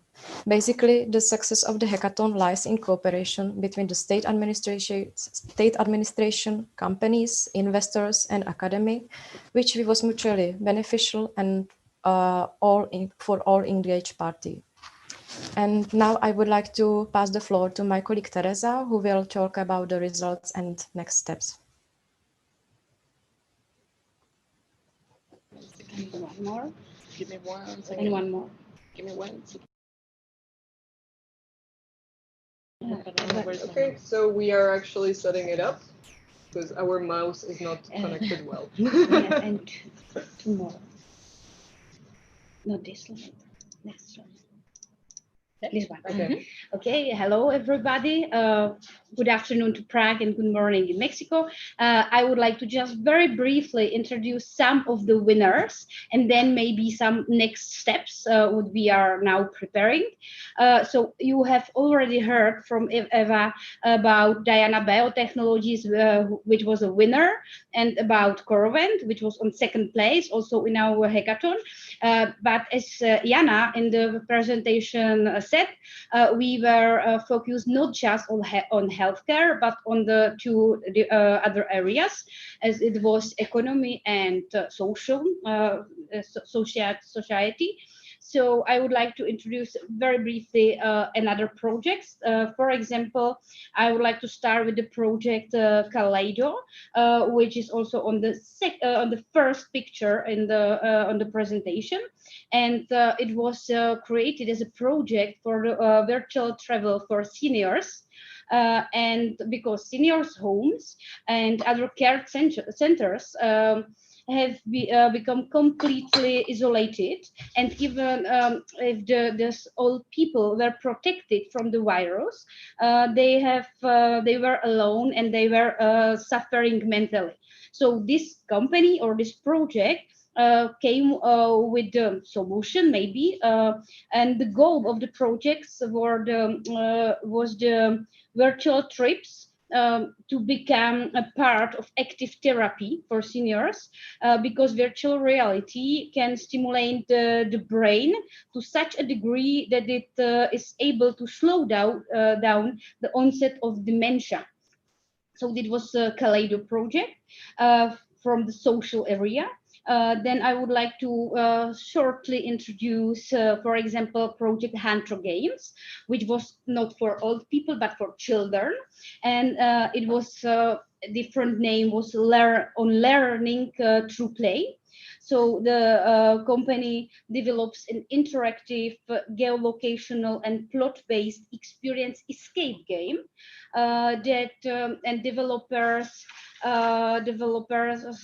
wanted to transform distance learning, which can be boring for children, into something entertaining and attractive. So there was a Hunter game, and they are now working with many other topics, and we really believe that they will continue in the work. And for example, other very interesting project from the area of healthcare is Oxygenerator, which was also all of these projects which I'm speaking about were among the winners. So the Oxygenerator was a product designed, and the product was designed and developed as a device which can produce slightly pressurized air with high content of oxygen, and the amount of concentration can be easily regulated. The Oxygenerator can be safely operated even by person without medical training, and it's suitable for home use when respiratory support is required. So it's not needed to use just in hospital, but it can be also at home. And last one project, also not from the area of healthcare, but I think very interesting, can be Grey Cortex, which is the company which decided to stand up against cyber attacks on hospitals, which were quite often during the crisis, and they began to develop new product which is able to automatically respond to newly rising threats and attacks. And in addition to that, it will be able to stop attacks automatically without the need of human intervention. And they decided to give to hospitals for free, so they were not needed to pay anything for 1 year or something like that. So I think very, very interesting. And I can switch on next slide. It was to the project, and it was just to say some examples, and we will be more than happy to share the detailed information about all 15 finalists, which Jana said that we have on this grand final. so we can send it, and we can also in English give all the information. And now, just really, my last slide is to say you some next steps or what we are planning. So on the first place, you can see Crisis Response Hub. This is, we are preparing, and we decided during the crisis and during the realization of Hackathon that we just don't want to stop after the crisis is out. And we decided to create or build a hub for startups, which will be for a long-term period. We would like to find solutions not just for pandemic or such a crisis, but on other types of crises which are possible, for example, cyber attacks and terrorism and other. And we would like to cooperate this maybe together with the second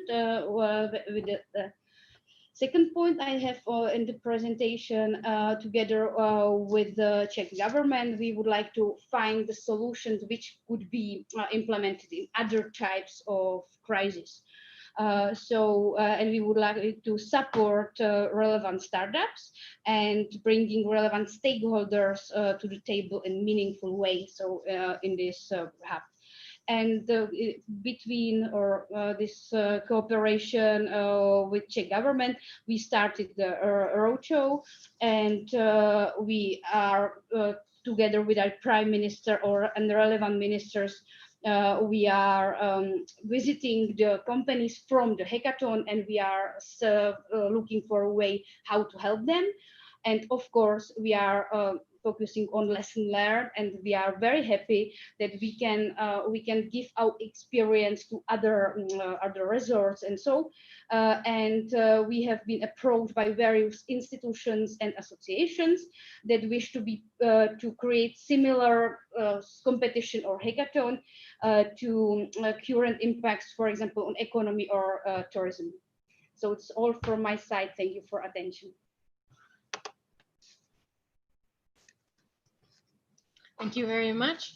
I hope that you're still with us. I think we're having very interesting presentations. And now, to close the round of these blocks, we will have a closer look on the transformation of the IT and the nanotechnology sector, and a glimpse of where are they heading. To start this, we have Patricia Mora, President of the Mexican Network of Technology Transfer Office, who, may I also say, did a tremendous effort with the innovation platform LinkMe. Patricia, welcome, and the floor is yours. Thank you for the invitation. Let me share my screen.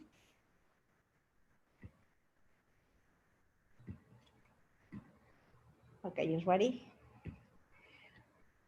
Okay, it's ready now. You can see my screen now. I'm Patricia Mora, the director of the Global Innovation Hubs at Tecnológico de Monterrey. Also, I'm the president of two networks. One is an international network in Pacific Alliance that is represented by 4 countries, Mexico, Chile, Colombia, and Peru. And the other is a national network of tech transfers technologies offices in Mexico. I'm the president right now.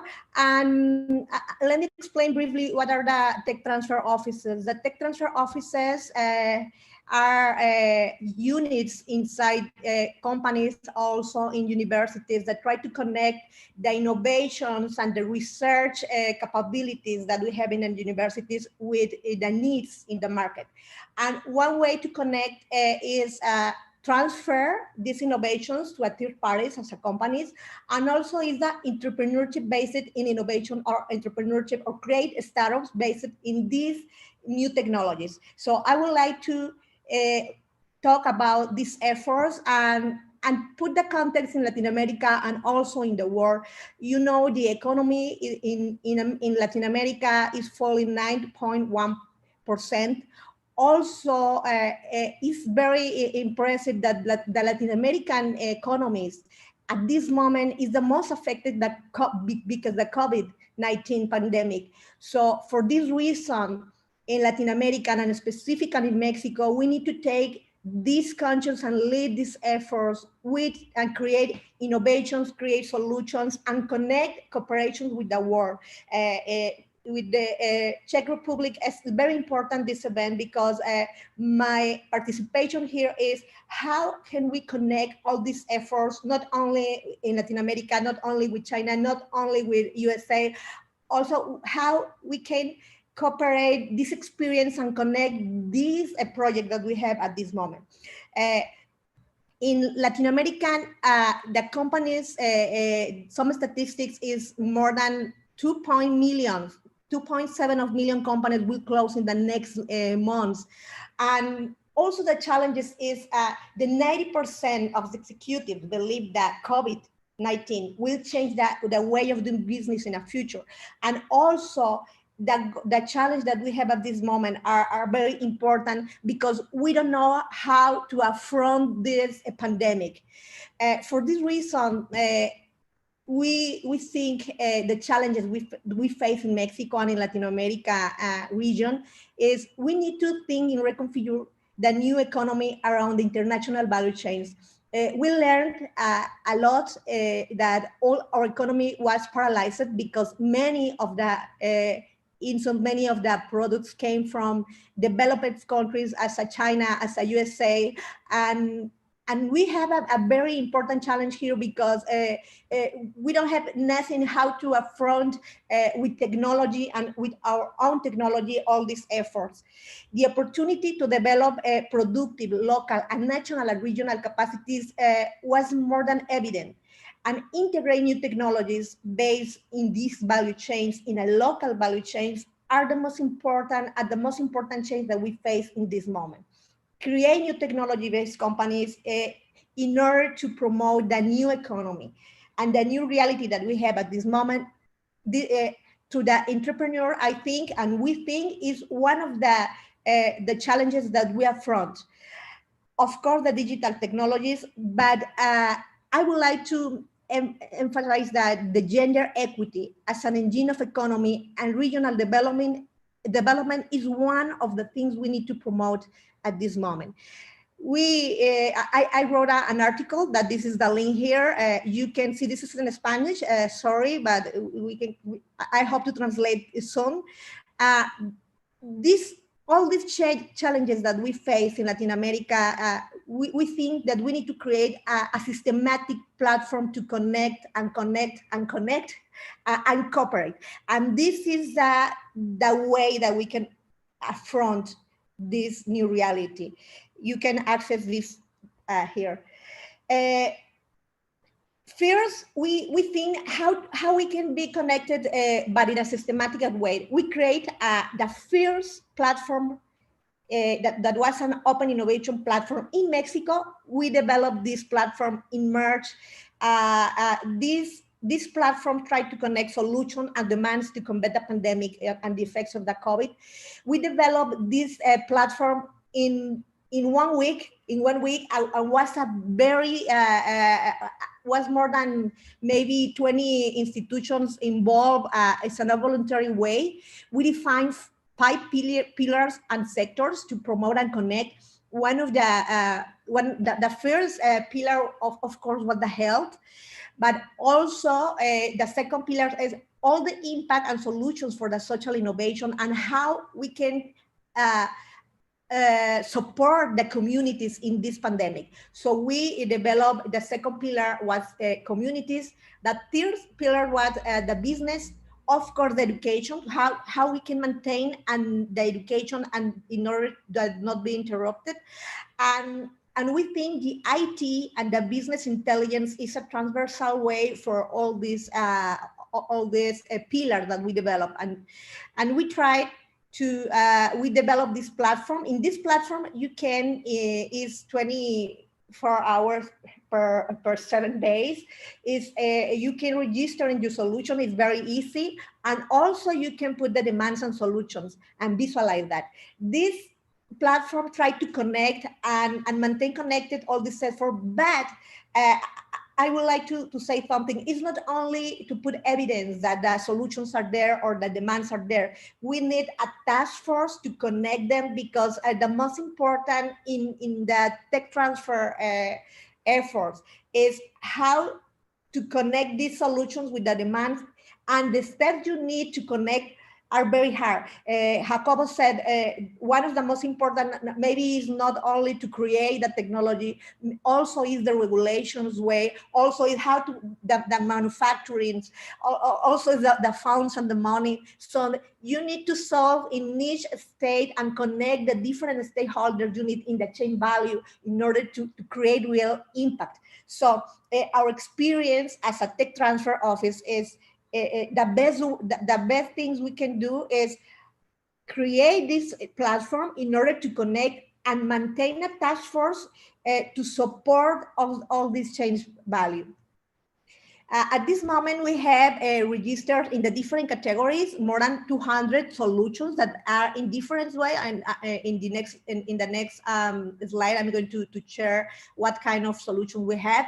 But you can see here we have 23 solutions for community, 16 for education, from business, IT, health, etc. And also demands or needs from different sectors, community, education, more than 100. But these solutions, we have different types of solutions. Maybe one of them are products, 68 of them were products. The other one are services that are ready to be offered by the needs. Also, we have an R&D technologies that are not are under development, and they need to be supported by some kind of government, some kind of funds in order to create the MVPs or minimum products vials to be transferred. And also, this is the different categories that we have at this moment. And who registers these solutions? We have a lot of inputs: independent entrepreneurs, universities, public research centers, national companies, also non-profit organizations and entrepreneurs, of course. But one of the things when we launch this platform, we think, okay, we don't want to develop an IT platform and nothing happened. The most important is we identify maybe 2 or 3 projects, and we need to support these projects to connect and have real impact. So for this reason, we call for different experts in a voluntary way, and we define 6 topics in that create a task force in health. Also, we create another task force in communities, other task force in business, other in education, and other in IT.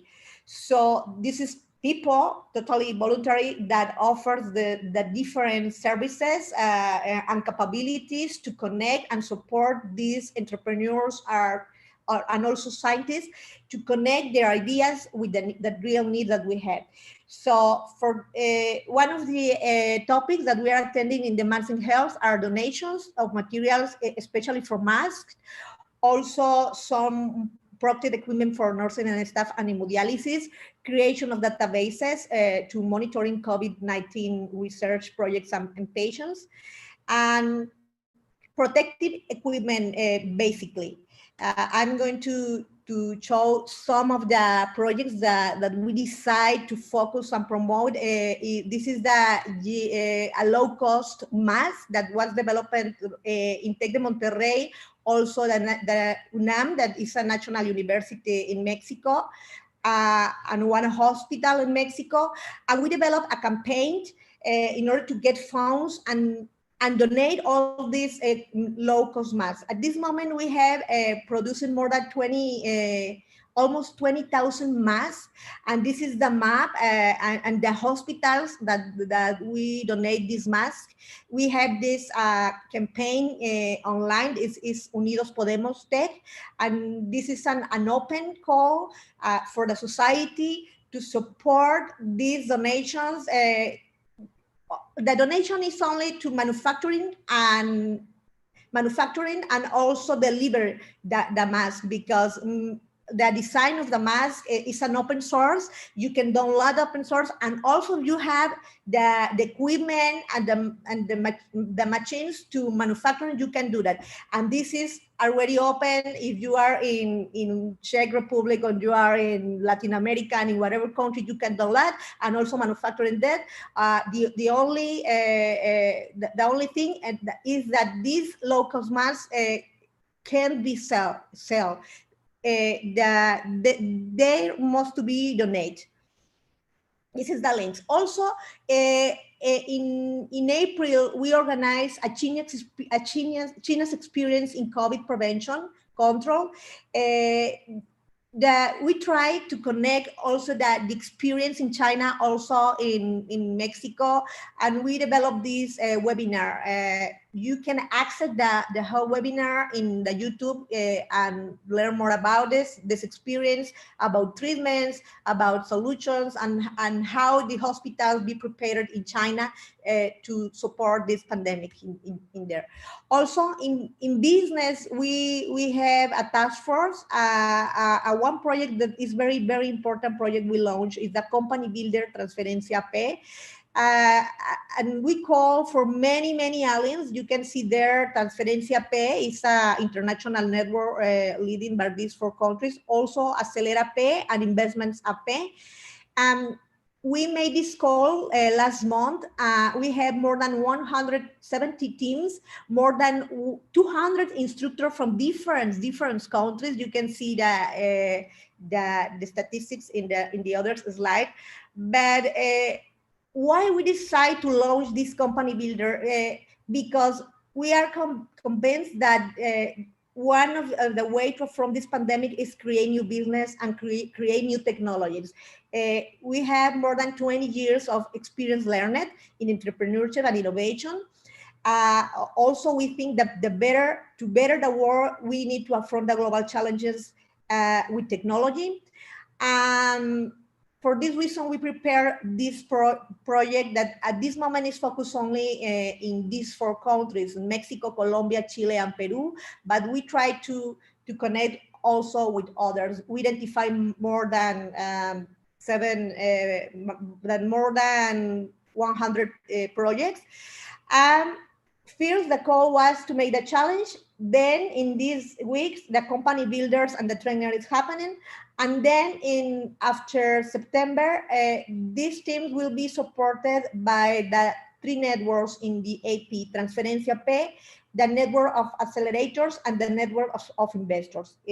This will be happen in the next, from September to January in 2021. They receive master classes, coaching sessions, mentoring sessions in different topics that you can see there. Also, you can see that entrepreneurial teams are very early stage startups that has an idea, has a passion that would like to solve a problem. Many of the problems maybe could be COVID or post-COVID. Let me share. We have at this moment represented 14 countries in the teaching team, more than 175 people involved. 63 of them are women and men's more than 100. Also, we tried, as I explained you in my second slide, the equity of gender is very important for us in order to promote the entrepreneurship in women is very important. So we think that this is the strategies that we need to push as a networks. And also the governments need to push that also to be more inclusive. So the expertise in methodologies and entrepreneurships are more than 100. 40 are focused in technology and 62 in business. Also, you can see that different teaching team per country here. Many of them came from Mexico, Peru, but we have a participation of different countries in a teaching group. All these teaching group is totally voluntary. We don't pay anything for them. They are supporting us in this effort with these coachings and also with these mentorings. So it's very important effort to call all these experts to support us in that way. Also, this is the teams per country. You can see many of the teams came from Mexico, also Colombia, Peru, and Chile, and the people involved per country also you can see. And the technology readiness level is spreading this way. 22 projects are in tier L1. That means that it's only an idea, and our idea is how to develop a business model around this idea and try to connect through that tech transfer offices with other universities in order to scale up these ideas. So in this moment, the most important is not is identify all the capabilities and the energy of the people that has these ideas and connect. The most important is connect, and with the different initiatives, not only in Mexico, also in other countries, as in Latin America, you can see this as an example. And also you can see the industries that we are focused on in life sciences. More of these technologies or solutions are focused in life sciences, but also in education and energy and manufacturing. Regards the task force in communities, we decide focus the effort in works in violence with women, girls, boys, and adolescents, also vulnerable, excluded, disadvantaged population groups, capabilities, psychosocial support, and solidarity contributions. I would like, all these calls are promoting, and all these efforts are promoting in our social networks. You have the links here and you can see the results there. But I would like to talk about these two. This is some webinars that we organize for psycho-emotional support for the LGBT community, also for therapeutic accompaniment for young people, also women, and psychosocial support for health services personnel. We have these webinars and also these programs that are supporting right now these communities. Regarding the solidarity contributions, we work with other non-profit organizations. This is a great example in Oaxaca, the Mexicanos para Mexicanos. The idea is how we can support more than 5,000 families in Oaxaca. And you can see the challenge that we have. We are looking for donations. You are invited to support and apport with 1 pesos to 100 pesos, whatever you want. The idea is how we can contribute in a social way for these families that at this moment need your help. We have at this moment more than 115 families that was supported with these donations. And also we have the second challenge, more than 75 families that was benefited because this with donations that we are looking for these families in Oaxaca. Also, this is another one, con pan las penas son menos. This is a task force. This is also the Huertos Tras Patios. And regards the research in Tec de Monterrey, we have, this is the link of all the projects that we have and promoted right now. We have two platforms. I'm sorry to interrupt you. We're running out of time and we need to introduce our next speaker. Would you mind please wrapping up? Because, yes, yeah, yes, of course. Yes. You have the presentation here. You can download. And you can saw all these projects that I would like to show you. If you are interested to connect with this project, you can contact with me. And also, this is an open call that we have at this moment from LATAM and Innovation. This is we make this call to connect with the ecosystem in China. This is open. You can link here. And finally, this is my my contact and the links you can access. Thank you. Okay, thank you so much. We're sorry to push you, but our last speaker actually has to leave in less than 15 minutes now, so we want to give him the space deserved for his presentation. And without any further ado, I wanna introduce Mr. Jiří Kůz, who is the chairman of the Czech Nanotechnology Industries Association, and he'll actually bring us down very closely to what happened here in the nanotechnology sector and what are the possible long-term impacts that the pandemic might have on the community of the nanotechnology expert. So thank you very much, and thank you for your patience. And so, Mr. Jiří Kůz, the floor is yours. Okay, thank you for the invitation. So let's go back to the nanotechnology, because Czech Republic is one of the experts in applied nanotechnology. And in fact, just in that moment, I'm protected by nanotechnology. You see that I have something on my face. It looks like scarf, but it is antivirus scarf. And I will show you something down. There is a shield made from nanofiber. And this nanofiber, this is something Czech Republic is quite famous and good to manufacture,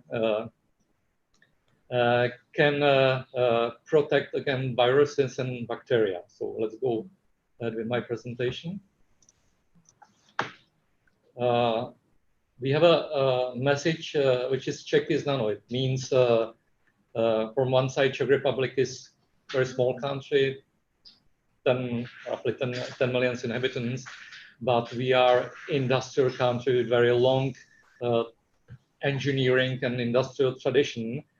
And we were one of the first nano pioneers in the world, starting with nanotechnology in industry. In 2005, we patented the machine for industrial production of nanofiber.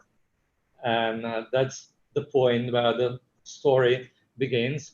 And you see many logos on that slide, which means we have many really industrial companies manufacturing something using nanotechnology, and a good portion of them are using nanofibers or nanomembrane. So you may ask what is so exceptional and how you can use nanofiber. So let's go with the slide. Actually, when you manufacture nanofiber, it is not like one single fiber. You manufacture a membrane. This membrane looks a little bit like a spider network. And this membrane is made from very tiny fibers. Yep.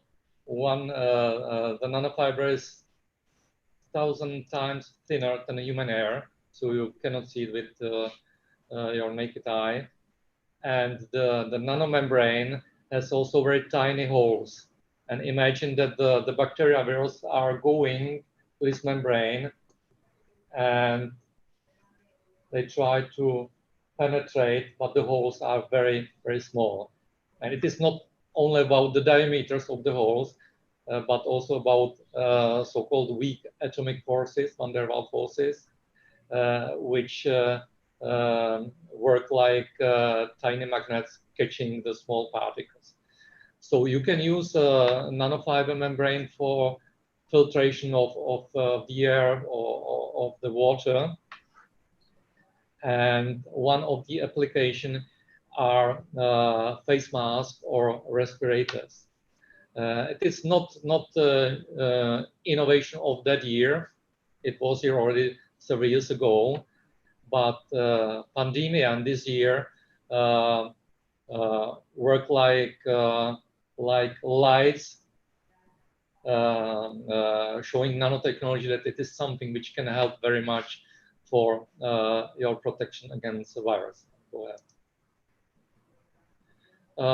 You see that graph that really you can catch from let's say 95 to almost 100% of viruses and bacteria. Go ahead. What happened in Czech Republic during the pandemic or pandemic outbreak? we had two industrial manufacturers, the company Nanotech and company Pardam manufacturing nanofiber. For instance, Pardam had a sample or a new product, respirator with nanofibers, but the interest of the people was very low. Why to use it? We have the standard respirators in the industry. But at the moment when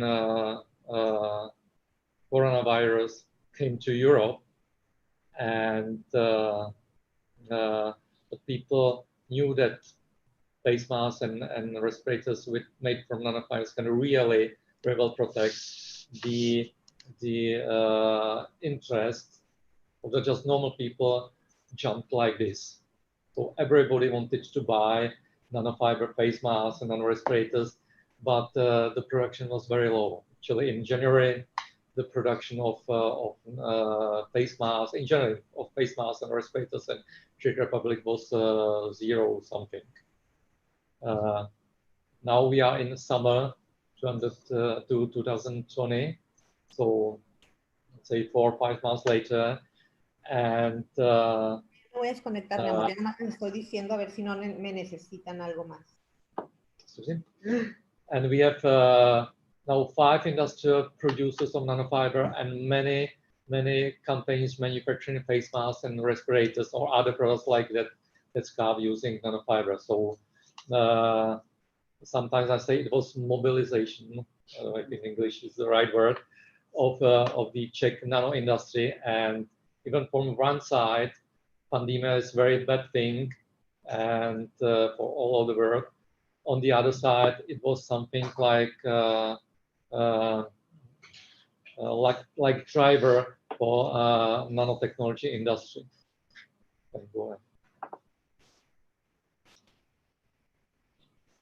So you see, before COVID, just 2 manufacturers of respirators. Summer 2020, plenty of them.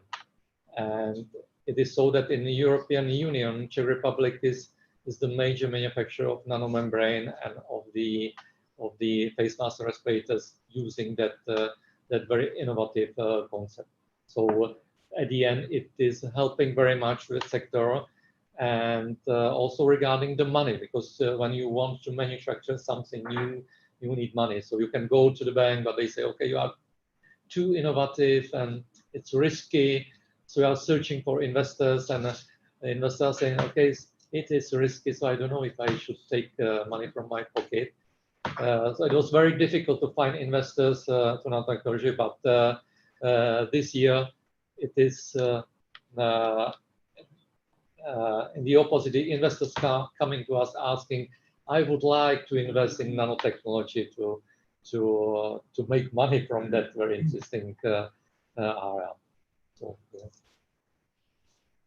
So you see, in Czech Republic you can find many nano respirators, nano scarves, and nano face masks, and maybe it is opportunity for Czech Republic and Mexico to find a kind of joint venture or something.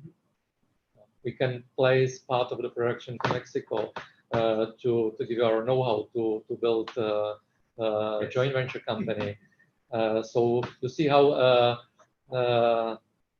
you know that message that each crisis is also a chance to something. So we can transform that crisis to a chance to work together to make something in nanotechnology. And you know, I got very often the question, so what will happen now when the world will be the same like before COVID? I don't think so.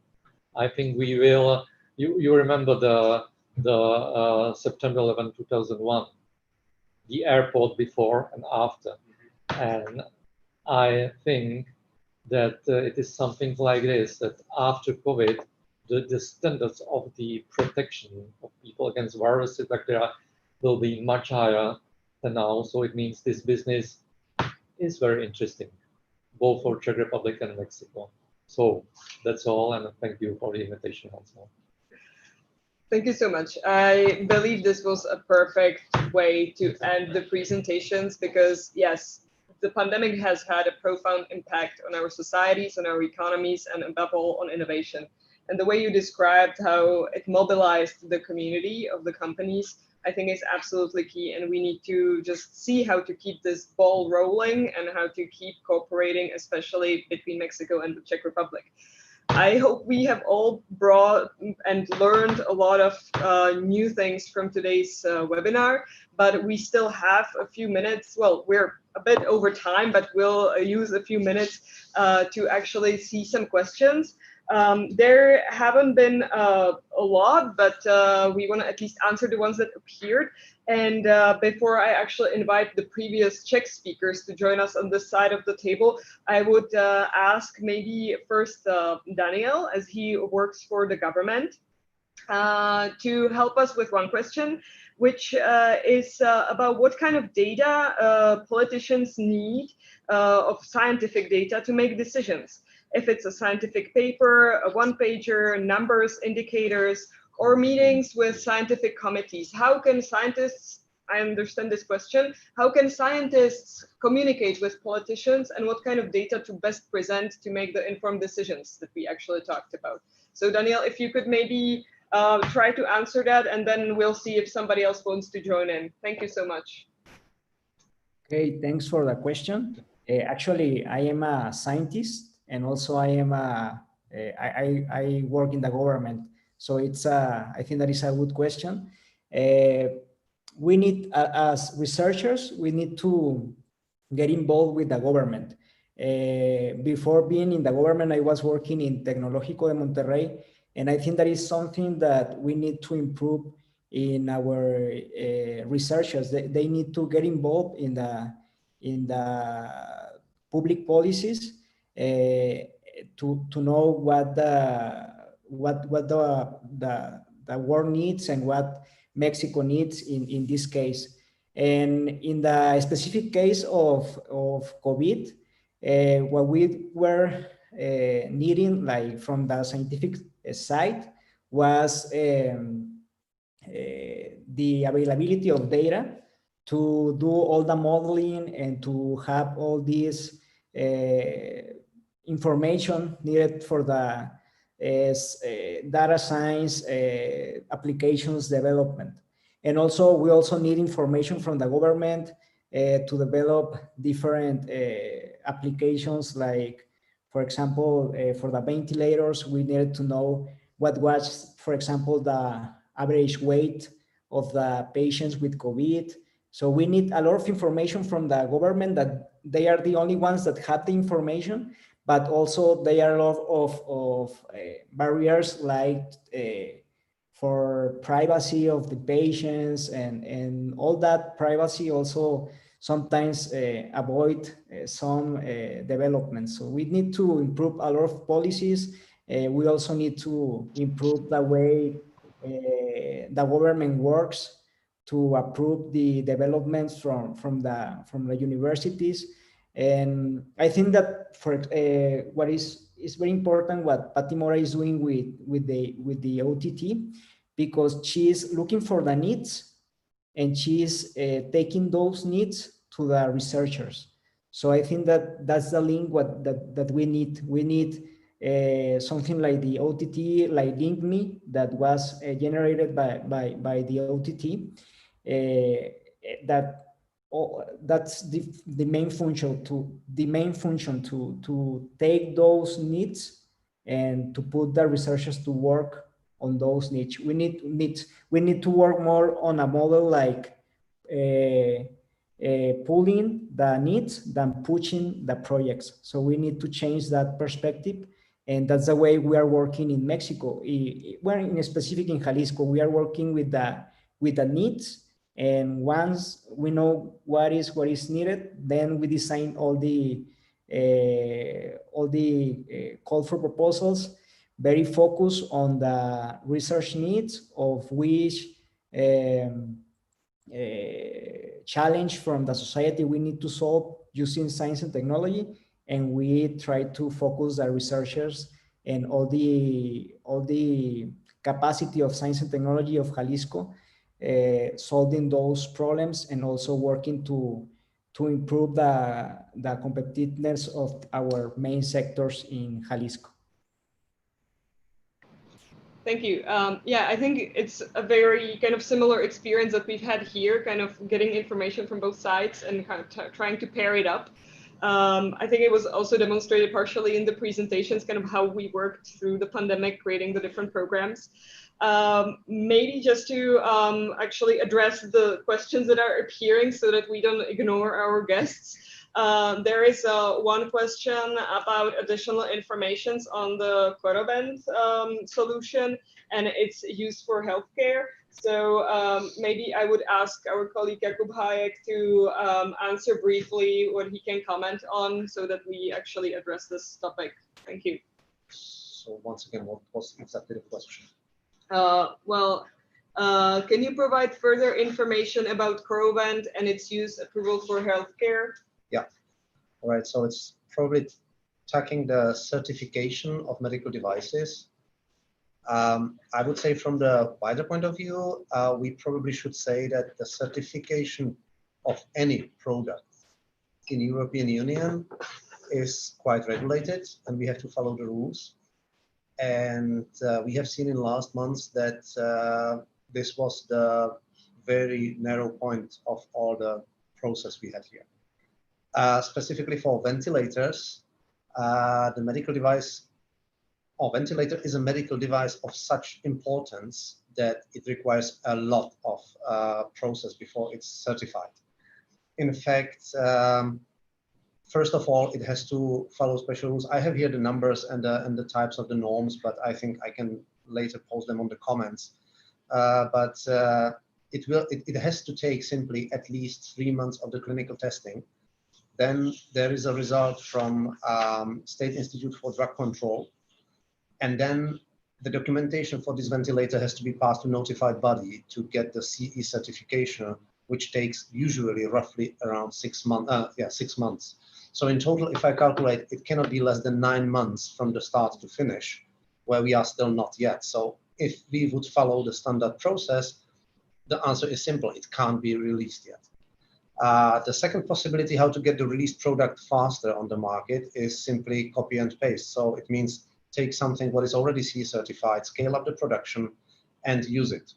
This is not the case because Corovent is a very simple, let's say, specific ventilator just for urgent situation. And that's the third possibility, how you can use the product. You can use it without the CE, or let's say without the certificate to be used. It can be done in so-called emergency mode. It has to be evaluated and also authorized by the government, in this case specifically by the Ministry of Health. It can be only used in a state of emergency, which we are not in right now, so it's not possible to use it. And honestly, I think this was exactly how Professor Roby, who is standing behind this project, was mentioning the Corovent at all, because he said this is the last state. I mean, if anything else will fail and we don't have enough ventilators, this is exactly the equipment you can use. And we are not in that moment. We were never actually in Czech Republic in that moment. So I'm sure right now it's not allowed to use it in a normal standard clinical or medical way. I believe, and that's what I've heard, I don't have this information in Britain, but I've heard they are thinking of, let's say, Corovent 2.0 with much deeper technical base, let's say, and that might be probably certified much faster. But still, it takes 9 months. That's simply how it works in European Union, at least. I'm sure in America it will be very similar, maybe a little bit shorter, but very similar. Okay. Thank you so much for the very exhaustive, I think, description.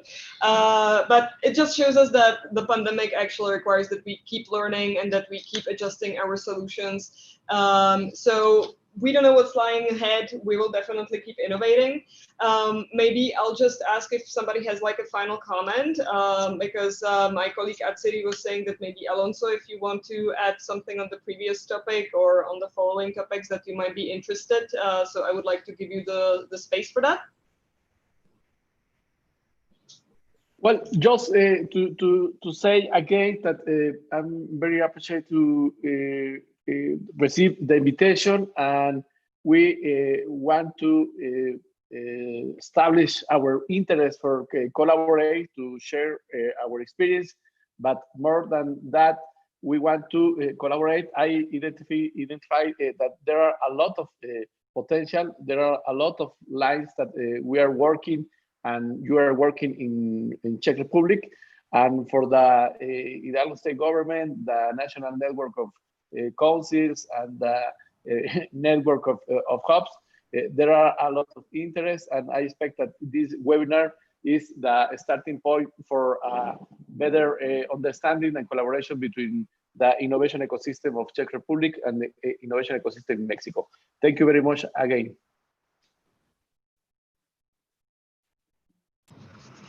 Thank you very much. And I think with that, we are at the end of our webinar.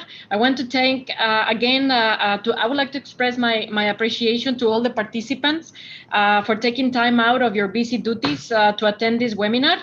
And if you are interested to get more information on a particular topic presented today, organizations or speakers, please send us a message and we will be in contact with you.